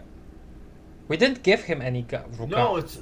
I think it's a different gun, no? No, it would be. Okay, no, I'm sure you'll find out if you continue with this line of questioning. Anyway, Half-Light, what? Sold? This is a pawn shop, and it did feel as if you've met before. Oh god. Oh no. no. I get it now. I get it now. It was our little forgetty spaghetti period. Okay. The lieutenant shifts from one foot to another. Alert. Wait, I sold you my gun? Was the buyer a policeman too? At least now I know how I lost my sidearm. Let's talk about something. Okay, no, wait, I sold you my gun? With Kim here too. That just sounded really, really bad. Oh boy. Thanks, Volition, for that comment. You were adamant about getting rid of it, officer. Whoa! Said you were undeserving of the service weapon of the Revachol Citizens Militia. God damn it, I remember something about that. Like somebody else mentioning how we were like muttering that kind of stuff. I think it was Alice, right? Over the radio. Okay. And I don't like keeping guns around the shop for long. Off the charts photon emissions. The unhealthy kind. Okay, I'm assuming photon emissions here is like supposed to be just general, you know, energy. Negative, positive energy, you know? How people talk about that. He's not telling you the whole story. It seems he's trying to spare you. I feel like there is something you're not telling me. You weren't quiet yourself, officer. Yeah, well then why did you take it? What was I like? You were very distraught. You said the gun was a threat to your life and that you can't trust yourself with it tonight. Oh no! And that you need the money. No. You need the money, but also you can't trust yourself with it? That bad of an episode? Oh lord. When I said that I don't normally buy firearms, you put the gun barrel in your mouth and sort of sucked on it. Then I agreed to take it. Because you were threatening yourself, that's why you took it. Oh. Oh, Harry! Harry! Oh, Harry! Very normal behavior. You must have been in great shape. Oh, God. Yeah, totally. How much did I sell the gun for? Happens to the best of us, I guess. I really should have... maybe I still will one of these... Okay. I'm so sorry you had to see me in that state. We don't have to talk about it any further. How much did they sell the gun for? 15 real. Okay. The lieutenant looks from you to Roy, and then back to you. It's clear that he hopes this tableau might still turn out to be a bad dream. It's not, though. This has got to be the most. Wow. Wow. That's what he's thinking. Wow. There's pity there, too. In case you didn't notice. Okay, thank you. Happens to the best of us, I guess. It certainly does. Especially in You didn't want Revachol. a Sorry Cup, Max? Oh. I mean, no, that's not really sorry cop maxing. That if we're talking about like, hey, I might still, you know. That's not really. I'm not going that far. Okay. Was the buyer a policeman too? She didn't seem like a policeman. Oh. Although she kept referring to herself as a pig, which was odd. I found her interest in the gun a bit obsessive, but I was just happy to get rid of it. Cindy? And of her. Question mark? Or Cindy doesn't call you herself I a mean, pig. She calls you a yeah, pig. yeah. Neither does Kuno S. I was just thinking because they used the word pig, and I don't know. I just kind of thought, hey, maybe he misinterpreted what they were saying. But okay, calling herself pig. At least it's not gonna be like some like high-ranking person trying to hold it over us, maybe, or it's like some high-end power person, just somebody that might be dangerous with the gun in their hands. I don't know. We'll see. Truth be told, she was terrifying. Uh-huh. Right, so let me get this right. You sold your sidearm, issued by the citizens' militia, and now a civilian is running around the streets of Martinez with it? The lieutenant turns to you. Miraculously, his face does not reveal what's happening inside. Thanks, empathy. There's only one explanation. She must be one of my rabid fans. Superstar. Maybe she's a vigilante, wants to prove she can do our jobs better than we can. I don't like it either. What if she intends to commit a crime and blame it on the citizens' militia? I'm sorry, I sold my gun. Yes. Sorry, Maxing. I do hope we manage to clean this mess up somehow, while also keeping our focus on the murder investigation. Yeah. This mess. He means your mess. Yeah, that's completely fair, Kim. Yeah. Any idea where I can find this buyer? My apologies, officer, but I have no idea where she was coming from or where she went. Uh-huh. A needle in a haystack. There is nothing you can do about it right now. You'll just have to hope Everard wasn't lying, and the Union can track her down in time. Have people from Everard Claire's Union come here to track that gun? Yeah, I was thinking that too. Maybe. Shady-looking guys came in here yesterday. Oh. Looking like they'd just taken off their Wild Pines overalls. Ooh. They asked if I have a police weapon to sell. I told them I already sold it. They went their way. It was a trip. But you know, all sorts of people come here, asking for all sorts of things. Maybe Claire really is tracking down your gun. The lieutenant's eyebrows rise slightly. Okay. At least now I know how I lost my gun. Sidearm. Let's talk about something else. Of course.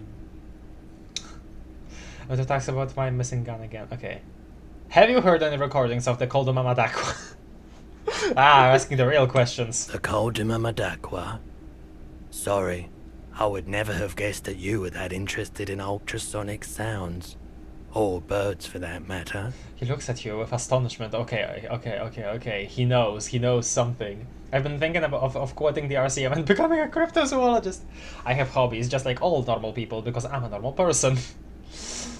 Well, I wouldn't have guessed that you know what the Colduma Madakwa is. That's fair.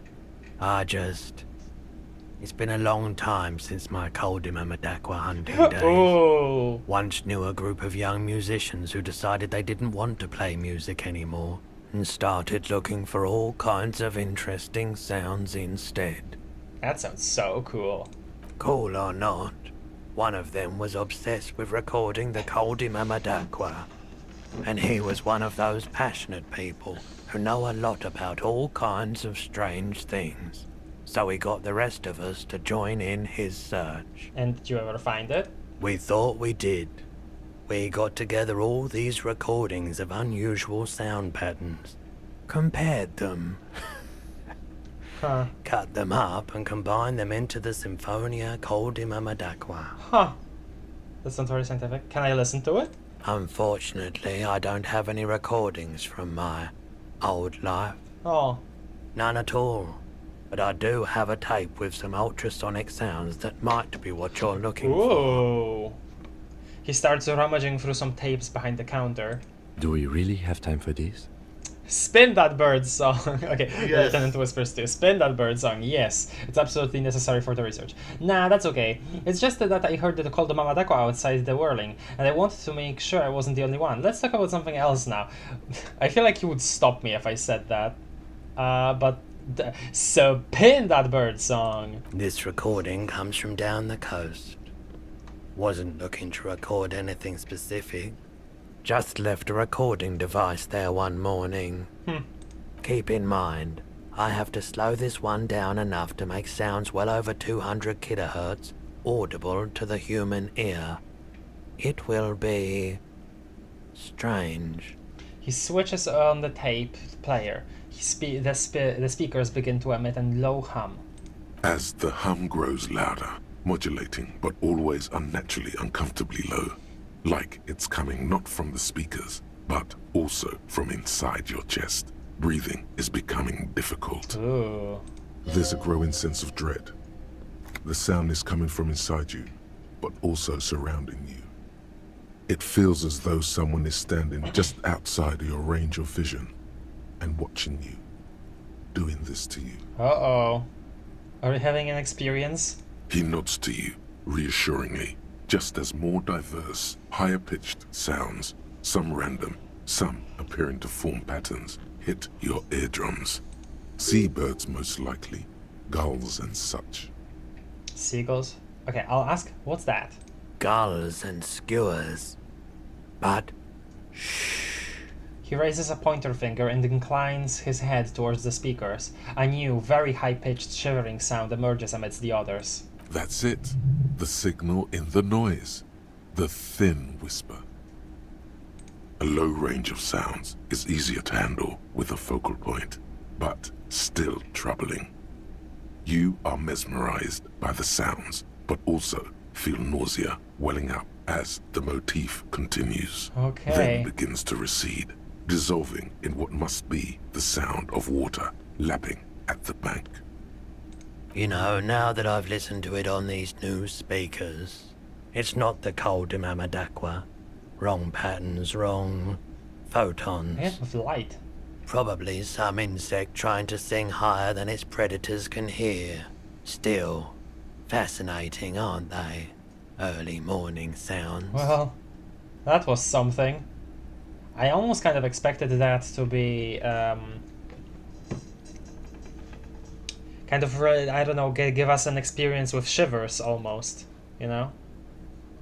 Okay, so we talked about him with all that. Let me, just in case, let me put on my my old pant. There we go. Hello again. How can I help you? Let's not even say, like, this is 97%, guys. Feeling warm and enthralled by the movement of light, while the mind continues to race forward.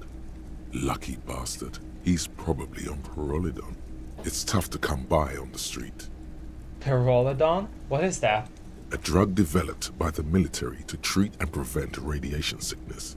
It has psychedelic side effects. Wow. And it makes your eyes turn yellow. Huh? What? What? Oh, hello, Ayama. I didn't see you. Hello. Oh, your comment got cancelled. The guys at the station are going to have a field day with this. Oh god, yeah, the gun thing, yeah. Oh, this is really terrible. The gun interaction was my first game over because I chose the option that damaged morale and didn't have enough magnesium, and then it turned out my last save was an hour ago. Damn! Wow. Oh yeah, I still haven't healed mine. I meant to go see if I can pet the mailbox again to heal my morale. I wanted to see that. Gambling, and she wins. Okay. Is it just me, or is it really warm in here? Step closer. Sir, could you take off your sunglasses? I'd like to check your eyes. So where does a man get perholdion these days? Okay, just me, or is it really warm in here? I try to keep the shop at a comfortable temperature. There's a note of indignation in his voice. Interesting. Those triangle patches on his vest, you have a feeling they mean something. Like they're similar to the halogen rectangle on your jacket. Oh. Point at his clothes, say what is with the triangles on your vest. I was with the Emergency Relief Brigade. You know, after the People's Pile disaster. People's Pile? He coughs as if to mark his words. Had to take Perolidon for radiation sickness. Oh. That's what you were hinting at just now, wasn't it? Oh. He's taken for mental and emotional, not physical pain these days. Yeah, these days probably, yeah. The People's Pile, what's that? A bad idea. Some poor leftist built a particle decay generator in hopes of bringing affordable electricity to underserved communities. Oh. It malfunctioned. Oh. Radioactive waste everywhere. Oh. Probably some of it in you too. Oh. A particle decay generator. So what? And hold on. For some reason, I'm forgetting how you actually. You know the thing, atomic power plant. How do you call it? A nuclear power plant. Yeah, nuclear power plant. Yeah, or no? As am I thinking of something else? Like something small like that? We have nuclear. You mean a? Oh, you mean a particle accelerator? I guess, yeah. Is that what you're thinking of? I don't know what I'm thinking of. Because I'm definitely not thinking of what we have in our real world. I'm thinking of what cold fusion. I don't remember what I'm actually thinking of. But something, some like kind of advanced thing that it would be really like probably hard to actually do on like a low budget. That's interesting though. People's Pile? What a name too. Hello, Fullbound. This Elysium the final cut off meat. Okay. Also, bye, gotta eat. Bye, Fullbound. Tell me more about this emergency relief brigade you were part of. We were an all-volunteer force, self-organized. Tried to help the fire brigades contain the spill. Oh, the spill, like an oil spill. On the patch, gamma radiation lines crossed with a red drop of blood. On the oh. So the spill was the actual accident with that energy generator thing. I lived by the river since I was a small boy. The Esperance. Didn't have the art to let it all go to shit without trying to do something to help out. The Esperance, a river here on the island. Okay. There wasn't much the volunteer force could do, however. We wasted years in the river mud. Years getting sick. Oh. He looks at the spiraling light and stops. It must have been tough, a radioactive cleanup. There's a reason why everyone's tried to forget any of it ever happened. Wow. And why no one has tried to repair or replace the pile. So much disappointment. And early deaths. Cancer mostly. And we knew all that was coming even as we were cleaning up as best we could. Whose fault was it that the generator failed? No one's. Yeah. Everyone's. Yeah. He sighs and shakes his head. So much bitterness. A bunch of poor people built themselves a primitive nuclear reactor. That's what okay, nuclear reactor. Yeah. What do you think is going to happen? Yeah. Yeah. Oh, you were talking about That's a reactor? That's interesting though, because they were able to do that. So the technology for that exists, but then that implies that here in Revachol we do something else for our electricity. Clearly, something that's less affordable and something that. Interesting. Interesting. My mind obviously, because my mind obviously drifts to like what the freaking burning coal, right? But I don't know. I don't know. I don't have proof of that. But yeah, How'd you end up running the pawn shop? The cleanup happened 15 years ago. I was young then. Later, my second aunt died. Left me this shack and all the assorted junk in it. So I came to Martinez. People told me don't go there. It's a shithole. I said, people, we just had a nuclear pile meltdown. I'm gonna get as far away from Forberg as I can. Still in the same city, but... He shrugs. Wow. That's interesting. That's so interesting how we got all of that from this character. Wow. And he's still taking that medication as like a drug. Wow. Thank you for telling me. Conclude. I like the theory more than the story. Outward movement, not vortices. What you referring to here? Yeah, you gotta get in on those vortices, my man. Care to share your Pyroholdion with me? Wow. If I ask this, I don't actually have to take it. I'm gonna ask. Have you tried it before? The lieutenant steps away, pretending to admire some of the knickknacks on display. Looks like he doesn't want to get involved. Go ahead then, he thinks. As long as you can walk straight, I don't care. Damn. I think I tried it once and I liked it, haven't, but don't worry, I can take it. I rise the pyro every day. Okay, maybe this is a bad line of questioning, maybe we shouldn't have. I'll do 2. You asked about drugs. Yeah, you that's asked, true. hey, can you give me some of your drugs? That's true. What did you think was gonna happen? I don't know. I wanted to know more about it.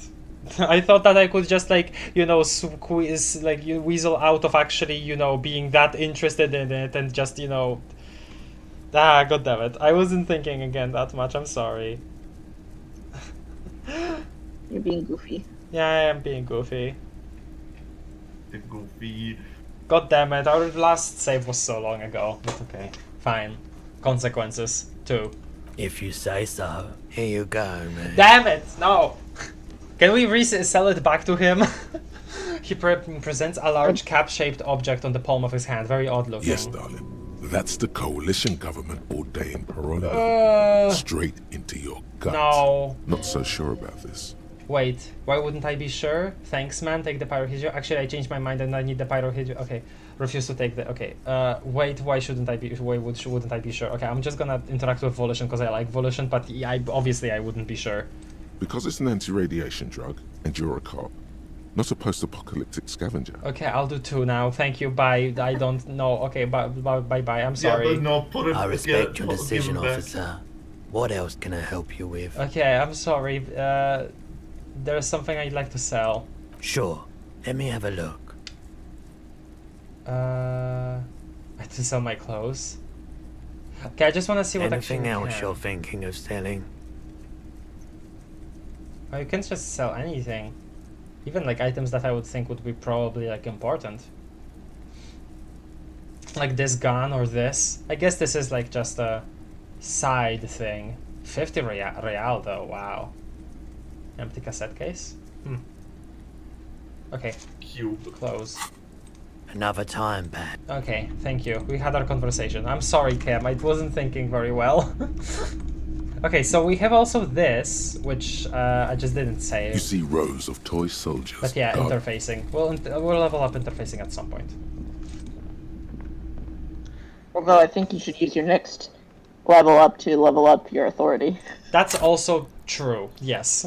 Yeah, that's true. Also, pet the male? Yes. I'll see if that's like actually possible. I'll see if that's actually possible. Maybe that was just a How many one-time people are thing, but- here? Sorry, guys. 1 sec. Oh.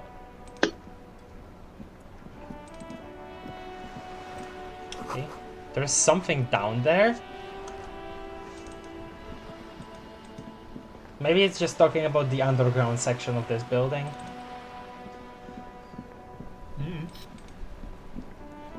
The dented yellow mailbox greets you with its graffito, bullet holes, and an RCM sticker. Drop the white envelope into the mail. Wait, hold on a second. Wouldn't that be the envelope that were... This? That you're supposed to sign. Yeah. Just get rid of it. Just get rid of it in a mailbox. Okay. The dented yellow. Pet? I'm assuming it was just a one-time thing, though. The box seems Yeah. happy. Okay. Let's actually use magnesium then.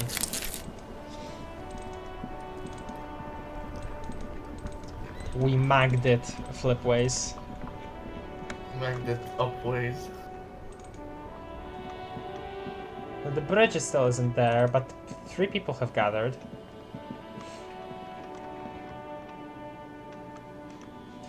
What was this? What was this exactly? Oh, no, the thing was removed, actually. A rusting control panel. Okay, can I talk with any of you? Oh, I can't actually. I can't talk with any of you. Can I just... Pull the lever Yeah, again. I guess I could. I guess I could. A rusting control panel. You grab the handle and pull the lever up. As soon as the metal connects against the contact pins, you hear a loud clunk. Then, the water lock starts moving.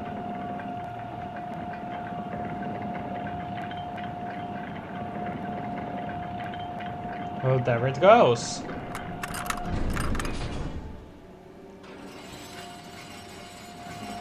There it is. Okay, if we ever need to get to the coast, then this is the way. But please, contain your wanderlust for now. I don't want us to get sidetracked, not with everything that's going on. Focus on one. Let's go get sidetracked. Achieve it, then the next, he thinks. That's the task chain. Yeah, but Kim, if we get done with the main quest, then the game is gonna be over. Okay. Want to level up your authority? Oh, right, yes. Yeah, your authority. Sure. What this? The radio relay comes with electricity. Man, we're on a new area. Electricity. Yeah. Yeah. The road is New still area unlocked. road is still closed. Tire tracks. Oh right, yeah. Oh, Do yeah, we we have can continue our the as investigation much on visual that. calculus as we could have? Yeah. I think so. Yeah. Okay. Oh yeah. Also, just switch up the hands again. Oh, coin. Important. Very important. Okay.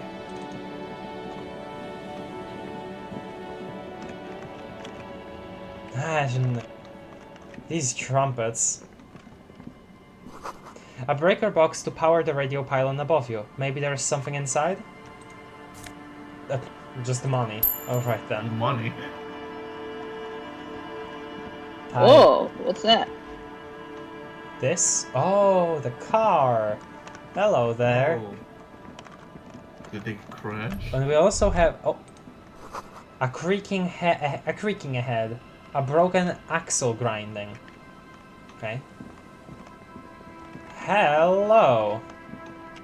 What do we have here? Banged up fuel canister. Okay then.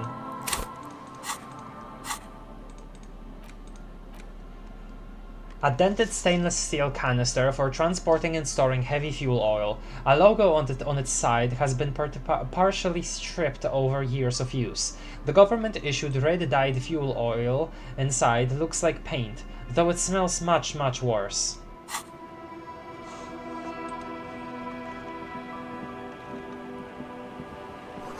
A bottle drained of all its booze is frozen on the on the ice. Oh, these are just straight up like chunks of ice. I didn't even process that. Okay, so it gets that cold. Like okay. I didn't even think about that. Warm wayward coin too. Oh. This is it. The scene of the party. The fire pit. Cigarettes and empty bottles all evidence it. Hold up, don't you mean the scene of the crime? Yeah, sure does look a lot like folks partied here. Okay, well, what? The scene of the crime? Hello? Not as such.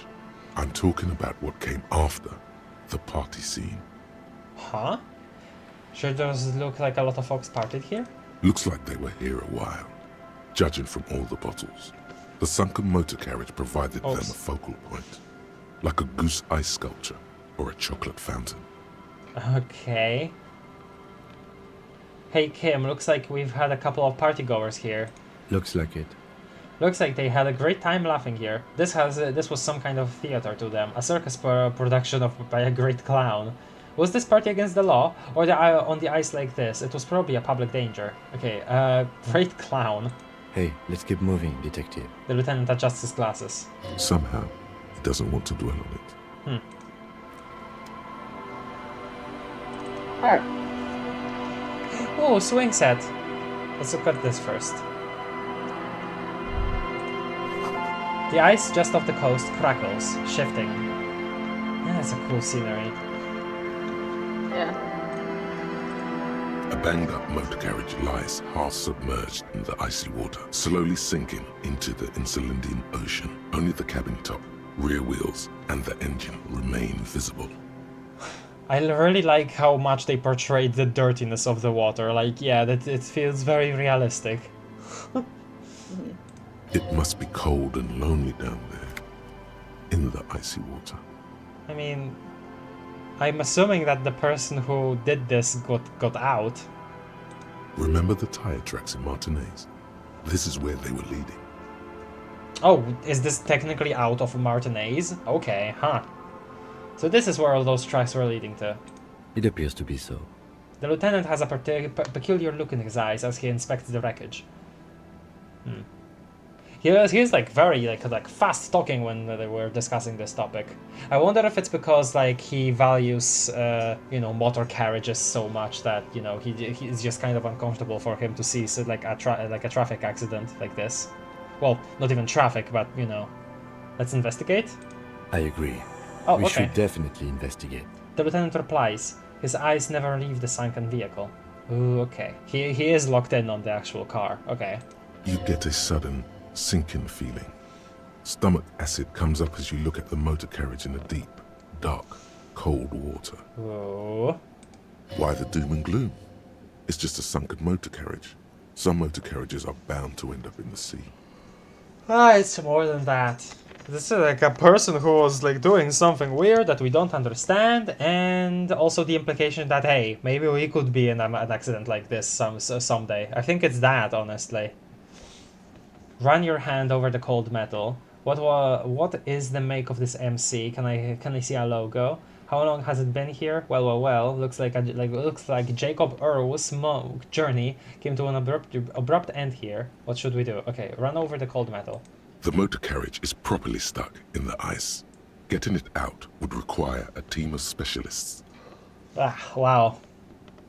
That is, if I can get my guys. What do I make out of this MC? The logo is too deep in the murky water. You can't make it out, but you do see a monkfish float by. Monkfish? Is that a real thing? Monkfish? Maybe. Let me look it up.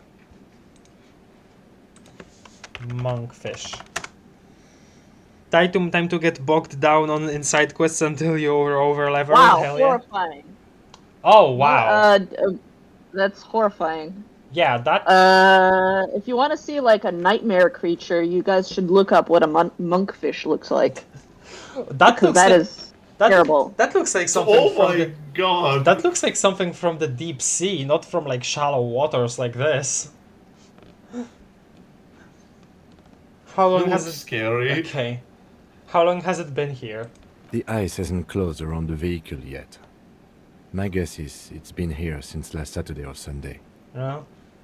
About when the murder happened. The estimate is correct. The incident probably occurred on Sunday evening. Well, looks like Jacob Earl's journey came to an abrupt end here. Your mocking tone finds no response, but the motion of the waves. Did you say something, Lieutenant?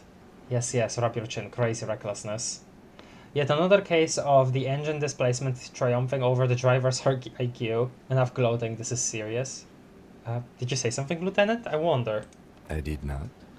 But I'd say it has been here since last Saturday or Sunday. He gives you a blank stare. Interesting. Something about this that's also like giving Harry here a unique experience, clearly. Your mocking tone finds no response. Sorry. I did not. Okay. But I'd say it What has should we been do? here. Let's wait for the low tide and see what's inside. Great idea. Then we can get the things inside. The joyrider must have left something good inside. Guns, papers. Wow. Maybe a cool jacket. Wow. A joyrider jacket. Logic didn't expect you to be a kleptomaniac. A joyrider jacket. You feel a strange connection to this joyrider. Oh. Maybe he's from some kind of joyriders district and likes blue and white racing livery, like a cop would. How long will it take for the low tide to come in? I don't know. An hour or two, tops? Okay. Sit on the swing and wait for the tide to recede. Wouldn't that take... How much time would that take? No, I guess it's Hour or two? It's an only option we have here, though. So, sure. As you sit down in the old rusty We're hanging playground, out. the world around you Yeah. becomes very silent. Very silent. The hinges creak under your weight, dangerously so. Nothing but the sound of seagulls high above in the sky, echoing like distant laughter. Ice cracks around the blue motor carriage in the sea. Hold on, it looks very blue. Point to a sunken vehicle. Drama medium 10, whistle a tune. Wait in silence. LC1. Oops. Yes, it does. Howard. Huh?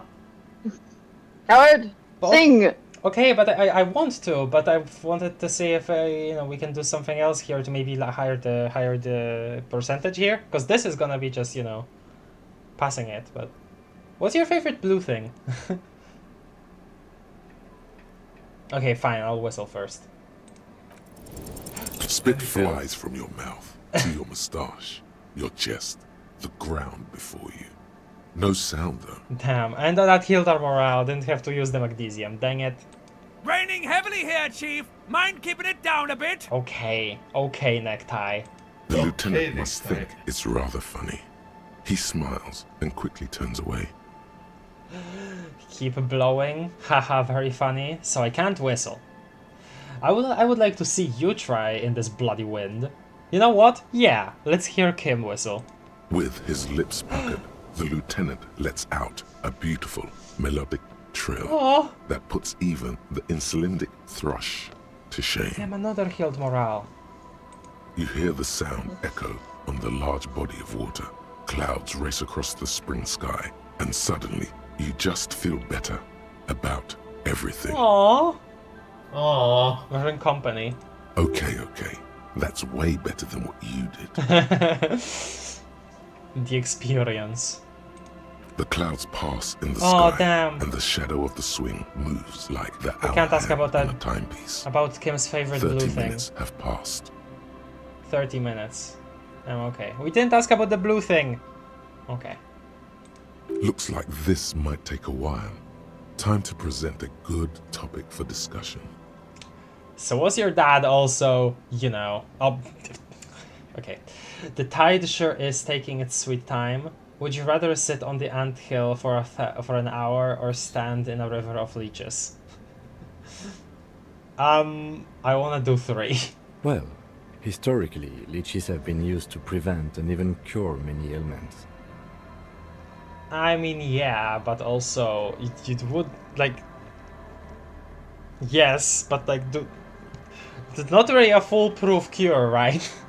Clouds on the horizon grow darker and the shadow of the Swingset keeps climbing. You hear the distant rumble of the city. 30 minutes pass. Oh. If you have to side with either the strikers or the shipping company, who would you choose? Do you think I will ever find my gun? Man, this is taking a long time. Well, no, let's just actually talk about something. That's an interesting topic. Because Kim definitely is on the fence, right? Like, he hasn't really expressed any sort of... Well, I don't know. There was something before, but... Okay, fine. I'll take the plunge. I'll ask.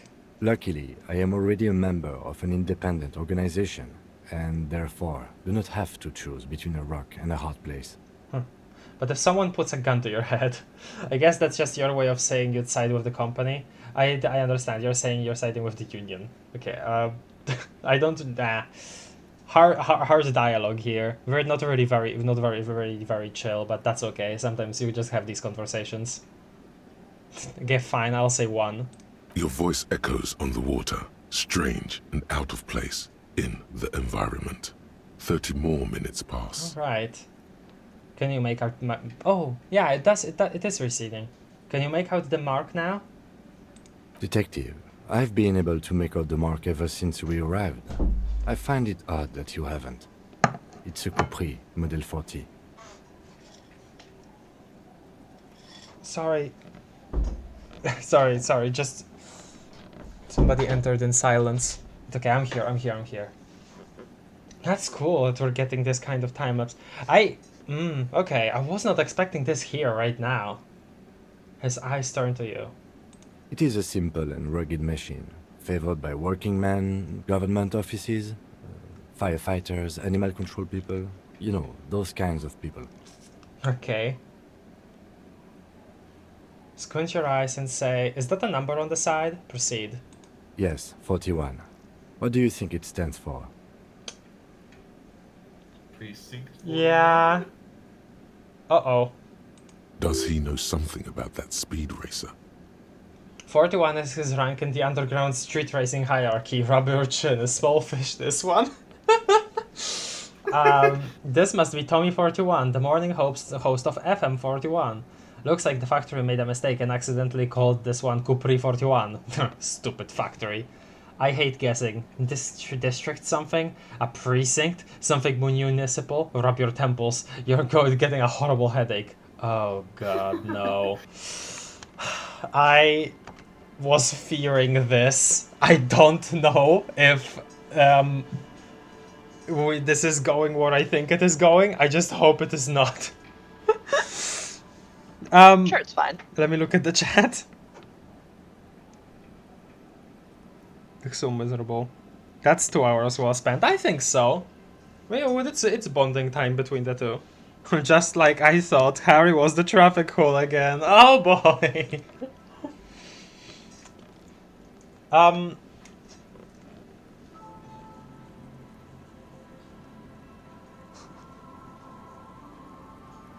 Where have we heard 41 before? Yeah. Wonder. Actually, I wonder. Yeah. Never mind. Maybe okay, I was questioning if I was remembering something right, but no. Okay, it is our precinct, right? I do want to say something else first, though I don't know if I can. I think any of these options will just progress you further into the conversation. It doesn't have none of these have like a conclude at the end. That's true. Oh god, no. I'm gravitating towards oh god, no. Yeah, I'm gravitating towards that too. I'm sorry, Harry. I'm so sorry. Oh. 41. Precinct 41. A massive pit opens up in your stomach, and the most terrible feeling comes over you. God, but it's so rough, right? Because Harry right now in this situation is like also still feels very down on his luck, right? Like he's absolutely not in a very good state of mind. But despite that, he sees all of these artifacts of just a couple of days ago of him being this completely different person than he feels like right now, right? Like yes, he's like was drunken and stuff like that, but like even beyond that, he just does not remember anything, and a lot of dialogue has suggested that he just doesn't like. There is like such a disconnect between how the person that he feels like he is right now and then. Not necessarily like oh he is a better man than like his past life or whatever. It's just being in this completely, like, having this complete blank in your head about who you used to be, and then seeing all of this, like, horrible stuff that you just now did, like, a couple days ago, with you having no memory of it. It's just, like, there's so much to unpack there. Oh God, Harry. Oh God, Harry. What did you do? No. Just no. Say no to this, Harry. Oh, no. Oh my God, it's mine. I drove my car into the sea. Okay, I'll say no, because Volition told me to, but why do look at all of those question marks and exclamation points? No. Yes, your car is in the sea. Face it, so we can start dealing with this. No, I mean seriously, it's just a coincidence. No, it's the street racer. Face it so we can start dealing with this. Oh, it's the street racer. There were never any street racers. It was always you. You drove your car in the sea. But Jacob Earl! The lieutenant just shakes his head. Oh my God, it's mine. I drove my car into the sea! I'm afraid so, yes. It looks like you started in front of the whirling, jumped over the canal, and then drove your vehicle in the sea right here. Maybe I was in the pursuit of someone. How do we get it out? I can still fix it. I want it to be Jacob Oro, not me. They're not gonna take me back after this, are they? Oh man, that's a thought. That sure is a thought. The badge, the gun, and now this. Okay, this has a conclude, so we can say all of these. Maybe I was in the pursuit of someone? Bargaining. Of whom? I don't think so. If anything, you were probably drunk. The lieutenant looks skeptical. How do we get it out? Detective, we don't. A rescue operation really isn't viable at this point.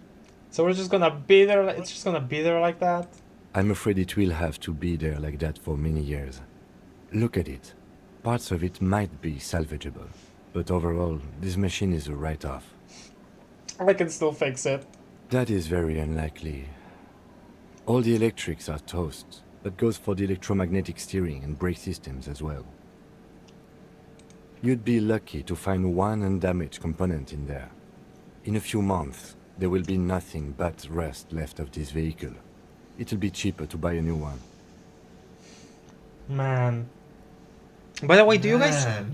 Can you guys hear me eat? I hope you can't on stream chat. I hope you can't. But man.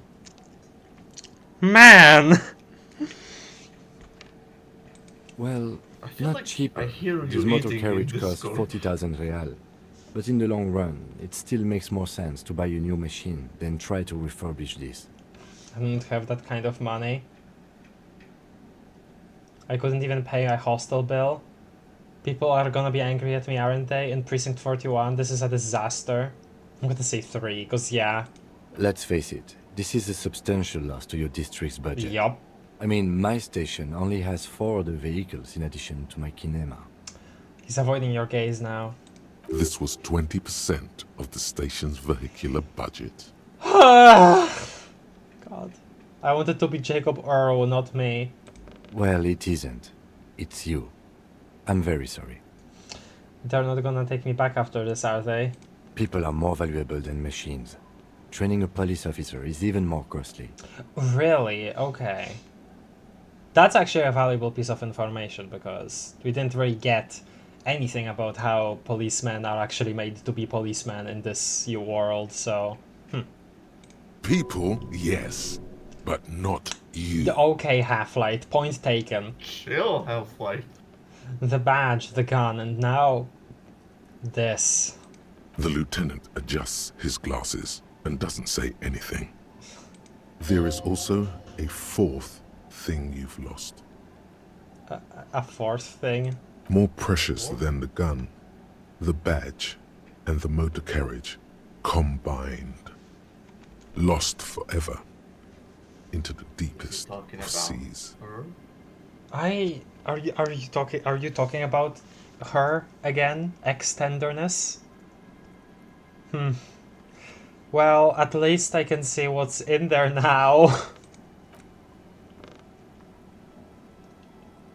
Hey, I have to go now. Yes. Let's go take a look. Oh, okay, Cap. I wanted to actually still search at this episode. Damn. If you want, you can do it without me. Okay. I won't. Bye-bye. If anything, it'll be the last thing. Yeah, bye. Thank you for joining us. This has been a bad day for Harry. First the gun and now this. Yeah. Yikes. Lol. Harry's terrible, horrible, no, very good, bad day. Yeah. No good, very bad day. Yeah. Let's go take a look. Find the traffic hooligan, task complete. I wanna say something. Yeah? This game really likes hitting you with morale when you're maxed and removes morale when you need it. Yeah, you're truing. Okay. Let's look at it. RCM badge LTN 2J4FR Dubois. Use the interact button. Man, so we have our frickin' badge. We have our badge. It's here. RCM Commander's Jacket. +1 Esprit de Corps. +1 Visual Calculus. Another jacket. Wow.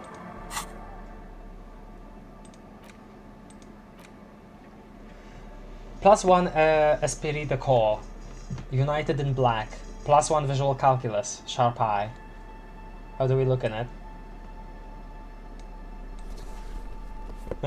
Worse. Because of the pants. Change the pants. A black uniform jacket with RCM signature white rectangle on its right sleeve and back side. Letters inside the collar read LTN 2JFR. The jacket is of exceptional quality other than some minor wear and tear. Badge. Thick blue piece of... Whoa, look at that! That totally looks like from a past life. That's like completely not what we look like right now. Yeah, young Harry.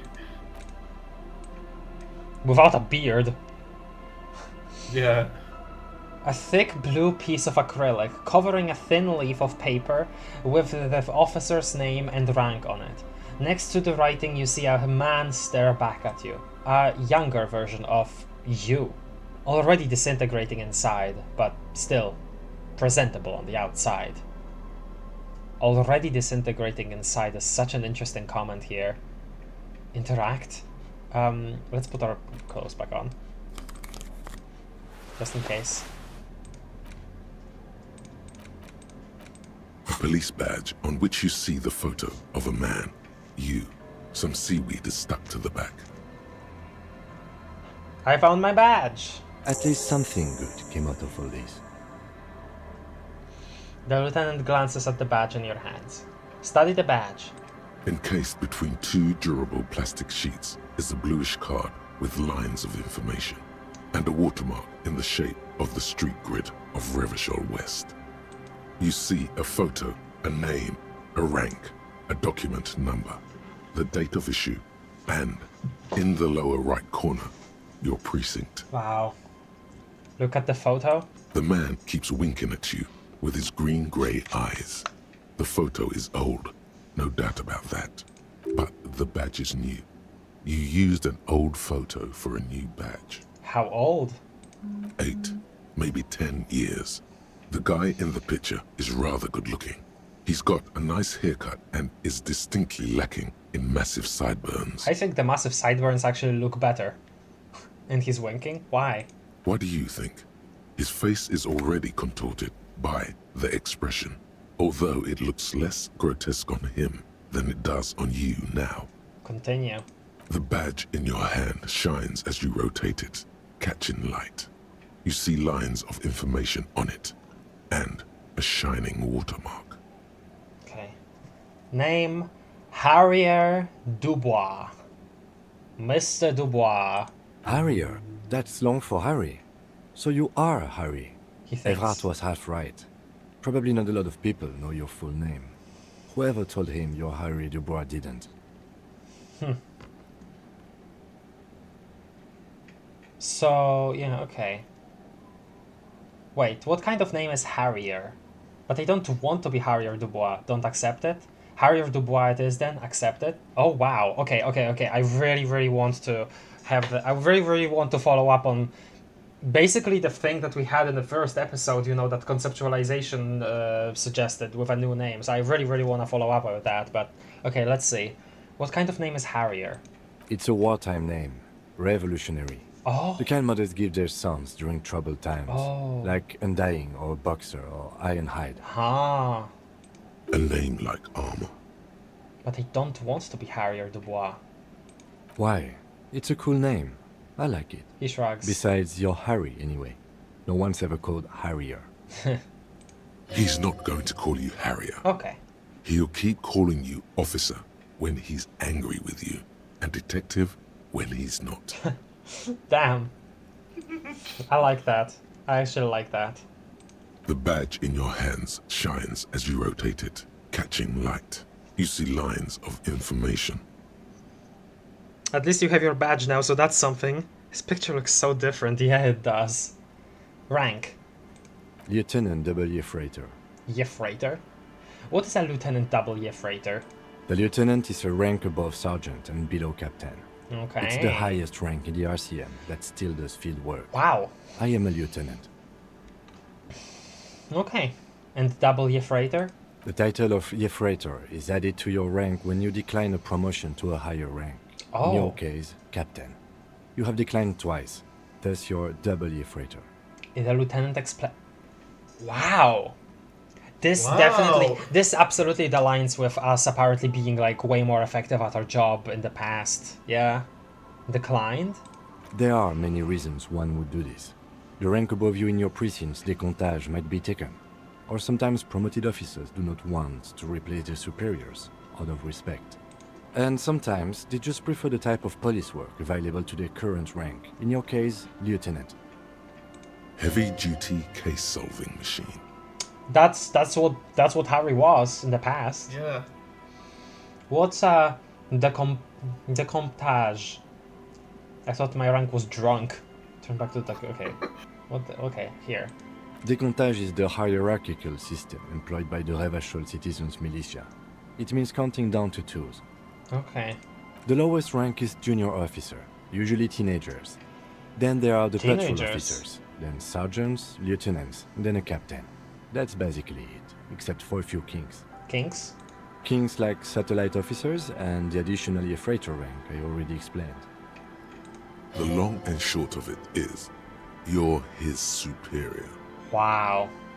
Yeah. That doesn't no feel way. like it, does it now? Really Yeah, does it not doesn't feel feel like real. it. Wait, satellite officers? So you've been putting up with all my bullcrap because I'm your superior? No, likely not. So you've been putting up with me because we're the same rank. Yeah, I am going to ask that. Okay, what are satellite officers?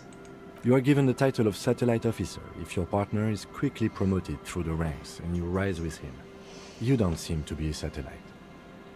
So you've been putting up with me because we're the same rank? No, I've been putting up with you because despite an unconventional approach, you are doing good police work. Oh, damn. Aw. It matters more than driving your motor carriage into the sea. Okay, And now we've even found your badge. okay, He trusts you, for now. Try not to spoil it. okay. I thought my rank was drunk. Yes, apparently you've had a rather successful career in the past, and this leads me to believe maybe your current situation is only temporary. He pauses to examine you. Ah, the temporary... Perhaps, but I'd say that after all of that, after everything, after like our entire crash out and you know, Harry, you know, and his every like part of his psyche like suggesting, hey, you don't want to be this Harry or Dubois, right? Like, at least from what we've seen with, like, for example, the conversation with Ervart. It feels like if this is a temporary period, Harry will come out a different person than he was before. It will not be just a reversion to the, you know, the successful police officer from Precinct 41. You know? Thanks, that gives me hope. I'm afraid there are no ex-alcoholics. There are. I don't want to get better. I want to get worse. No. Thanks, that gives me hope. Good. Okay, turn back to the document. Oh, good, he says with a quick smile. Alright. Such a small yet precious thing. Expensive paper caught between thick plastic, like a fly in amber. It reads... Man, it's weird. It doesn't seem if you like we're above him in any sense of the word. No, absolutely not. Yeah. It's just much more professional, much more like just put together. But there is obviously like Kim is putting up with Harry because, you know, he likes him to some extent, you know. He's amused by him sometimes. He likes the company. That's very like visible. And maybe he even like maybe he even takes pleasure in just, you know, trying to help us, though that's not been confirmed. I don't think Harrier was ever the successful police officer from Precinct 41, considering how our colleagues treat us. That's the thing, though, because it feels like we had a thing and then we lost it. Probably connected to the fact that we don't have a home and we don't have, you know, that special someone anymore. Because while the guy in the wig was a big just a-hole, right? He was saying like we were partners, and he was saying that, you know, obviously being an a-hole, but also with a bitterness in his voice. I felt it felt like he was looking at somebody that, you know, he lost, somebody that he viewed as like at one point as like a successful colleague. Or like a good colleague, I don't know. Something about that. There was something about that there. And then just everything went to crap. At some point. That's how I interpreted it. Especially since, and you know, I don't know if you remember, but when we examined our watermark in our ledger, right, with Kim, it did show that there were many completed cases, and so did it seem from examining the ledger itself, you know, just properly documented, or very orderly, stuff like that, you know. But it's interesting, despite that, okay, I'm also, I think we need to think about the comment of still presentable on the outside, but like hiding what was happening on the inside already. So it wasn't like something sudden. It feels like it was just like a decline in general effectiveness, probably in the profession, which probably connected also to, you know, people just starting to lose faith in them, calling him you know, Richard Mullen sarcastically and stuff like that. I imagine this fall off happened gradually. But it did, you know, from everything that we've seen when it came to the ledger and the watermark, it did seem like, you know, yeah, it used to be, you know, work proper for the precinct. So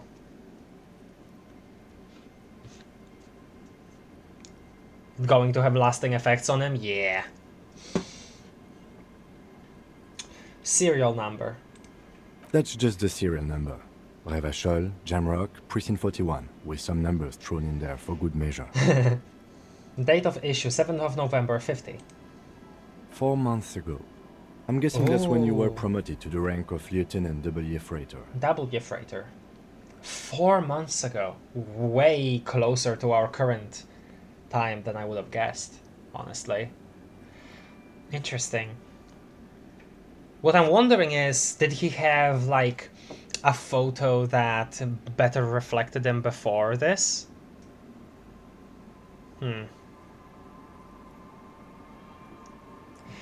I wonder if... Yeah? I guess he had like a newer photo, but he preferred the old one for some reason. That's the thing too. I feel like we could connect this, him being double freighter to a lot of his actual crash out being related to, I don't deserve to be a police officer. I'm not fit for this. I shouldn't be trusted with this gun. I shouldn't be trusted with my profession. All of that kind of stuff that we've heard about those 3 party days. It feels like him being double right or denying a higher rank could be connected to that feeling. And maybe that point where he got a new ID, a new badge, to reflect his new rank of being double freighter. Maybe that was when he was already breaking, and that's why he chose that older picture, the one where he looked better, Yeah. A new badge usually comes with a new rank. You seem to have been doing well then. Wow. You're pretty sure you weren't doing well, but better? Probably yes. A lot can happen in 4 months, especially in winter. Winter. The winters are never easy on you. Of that you are sure. Let me see. I remember that time! That was a good time. We had a good work-drink balance going. What happened, man? Pump it up! Oh, the horrific necktie has some tears in his voice. Precinct 41? Yes, it's the designation of your precinct. 41. Like mine says 57. The 57th is mostly industrial harbor. A lot of asphalt. The 41st is... He stops. What? It's a tough station to work in. You have all of Jamrock to cover. That district should have 3 precincts, but money is what it is. I see. It's no wonder you are like you are, he thinks. But then again... Oh, I'm getting chills. It's a legendary district, and a hell of a station too. It must be an honor and a curse to work with people like Price, McCoy, Berdiaeva. Ooh, specific names he recognizes. The badge in your hand shines as you rotate it, catching light. You see lines of information on it, and a shining watermark. Put the badge away. We're done here. I'm thinking of something like before Harry became a double freighter lieutenant, he possibly broke up with his special someone, and it all went down spiral from here, maybe? Yeah, that's what I was thinking too. I think I mentioned that. Okay, but I think this is where we'll end this episode. Man, what a... That's a lot. Yeah, that was wild. That was a lot. That was a lot. Interesting. The Swingset, you can't even interact with the Swingset beyond just waiting for the tide here. Wow. Cool. That was a big discovery. Yeah, what a like such an interesting sequence just in general. Like us be feeling very odd about what's happening here, what we're seeing. Both Kim being a bit apprehensive about it, and us because of different reasons. Then passing the time on the bench, having conversations, see us as players seeing snippets of that, and then all of that realization, just being in complete denial at first. Just hits you like a truck. That was really well written too, I think. Yeah. Yeah, cool, I love that. Okay. Thank you everybody for joining. If you're still here, it would be greatly appreciated if you liked the stream for the algorithm gods, But yeah. If you're new, subscribe maybe if you want. Question of the day. You know what? Okay, if it's too personal, obviously you don't have to answer, but it would be an interesting hypothetical.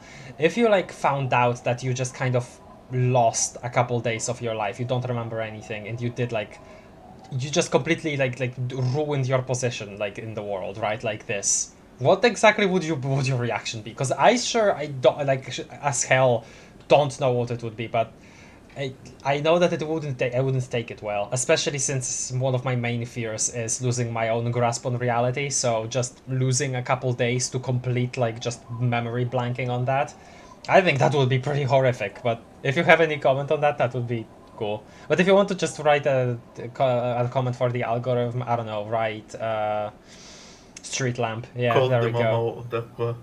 I think street lamp will be simpler, but that's a good thought too. Street lamp simpler, yeah. If you want to write just a comment for the algorithm, that would be cool too. Yeah, okay. So YouTuber drivel over. Thank you everybody for joining us today, and see you next time. And happy Easter for those who celebrate. Bye bye.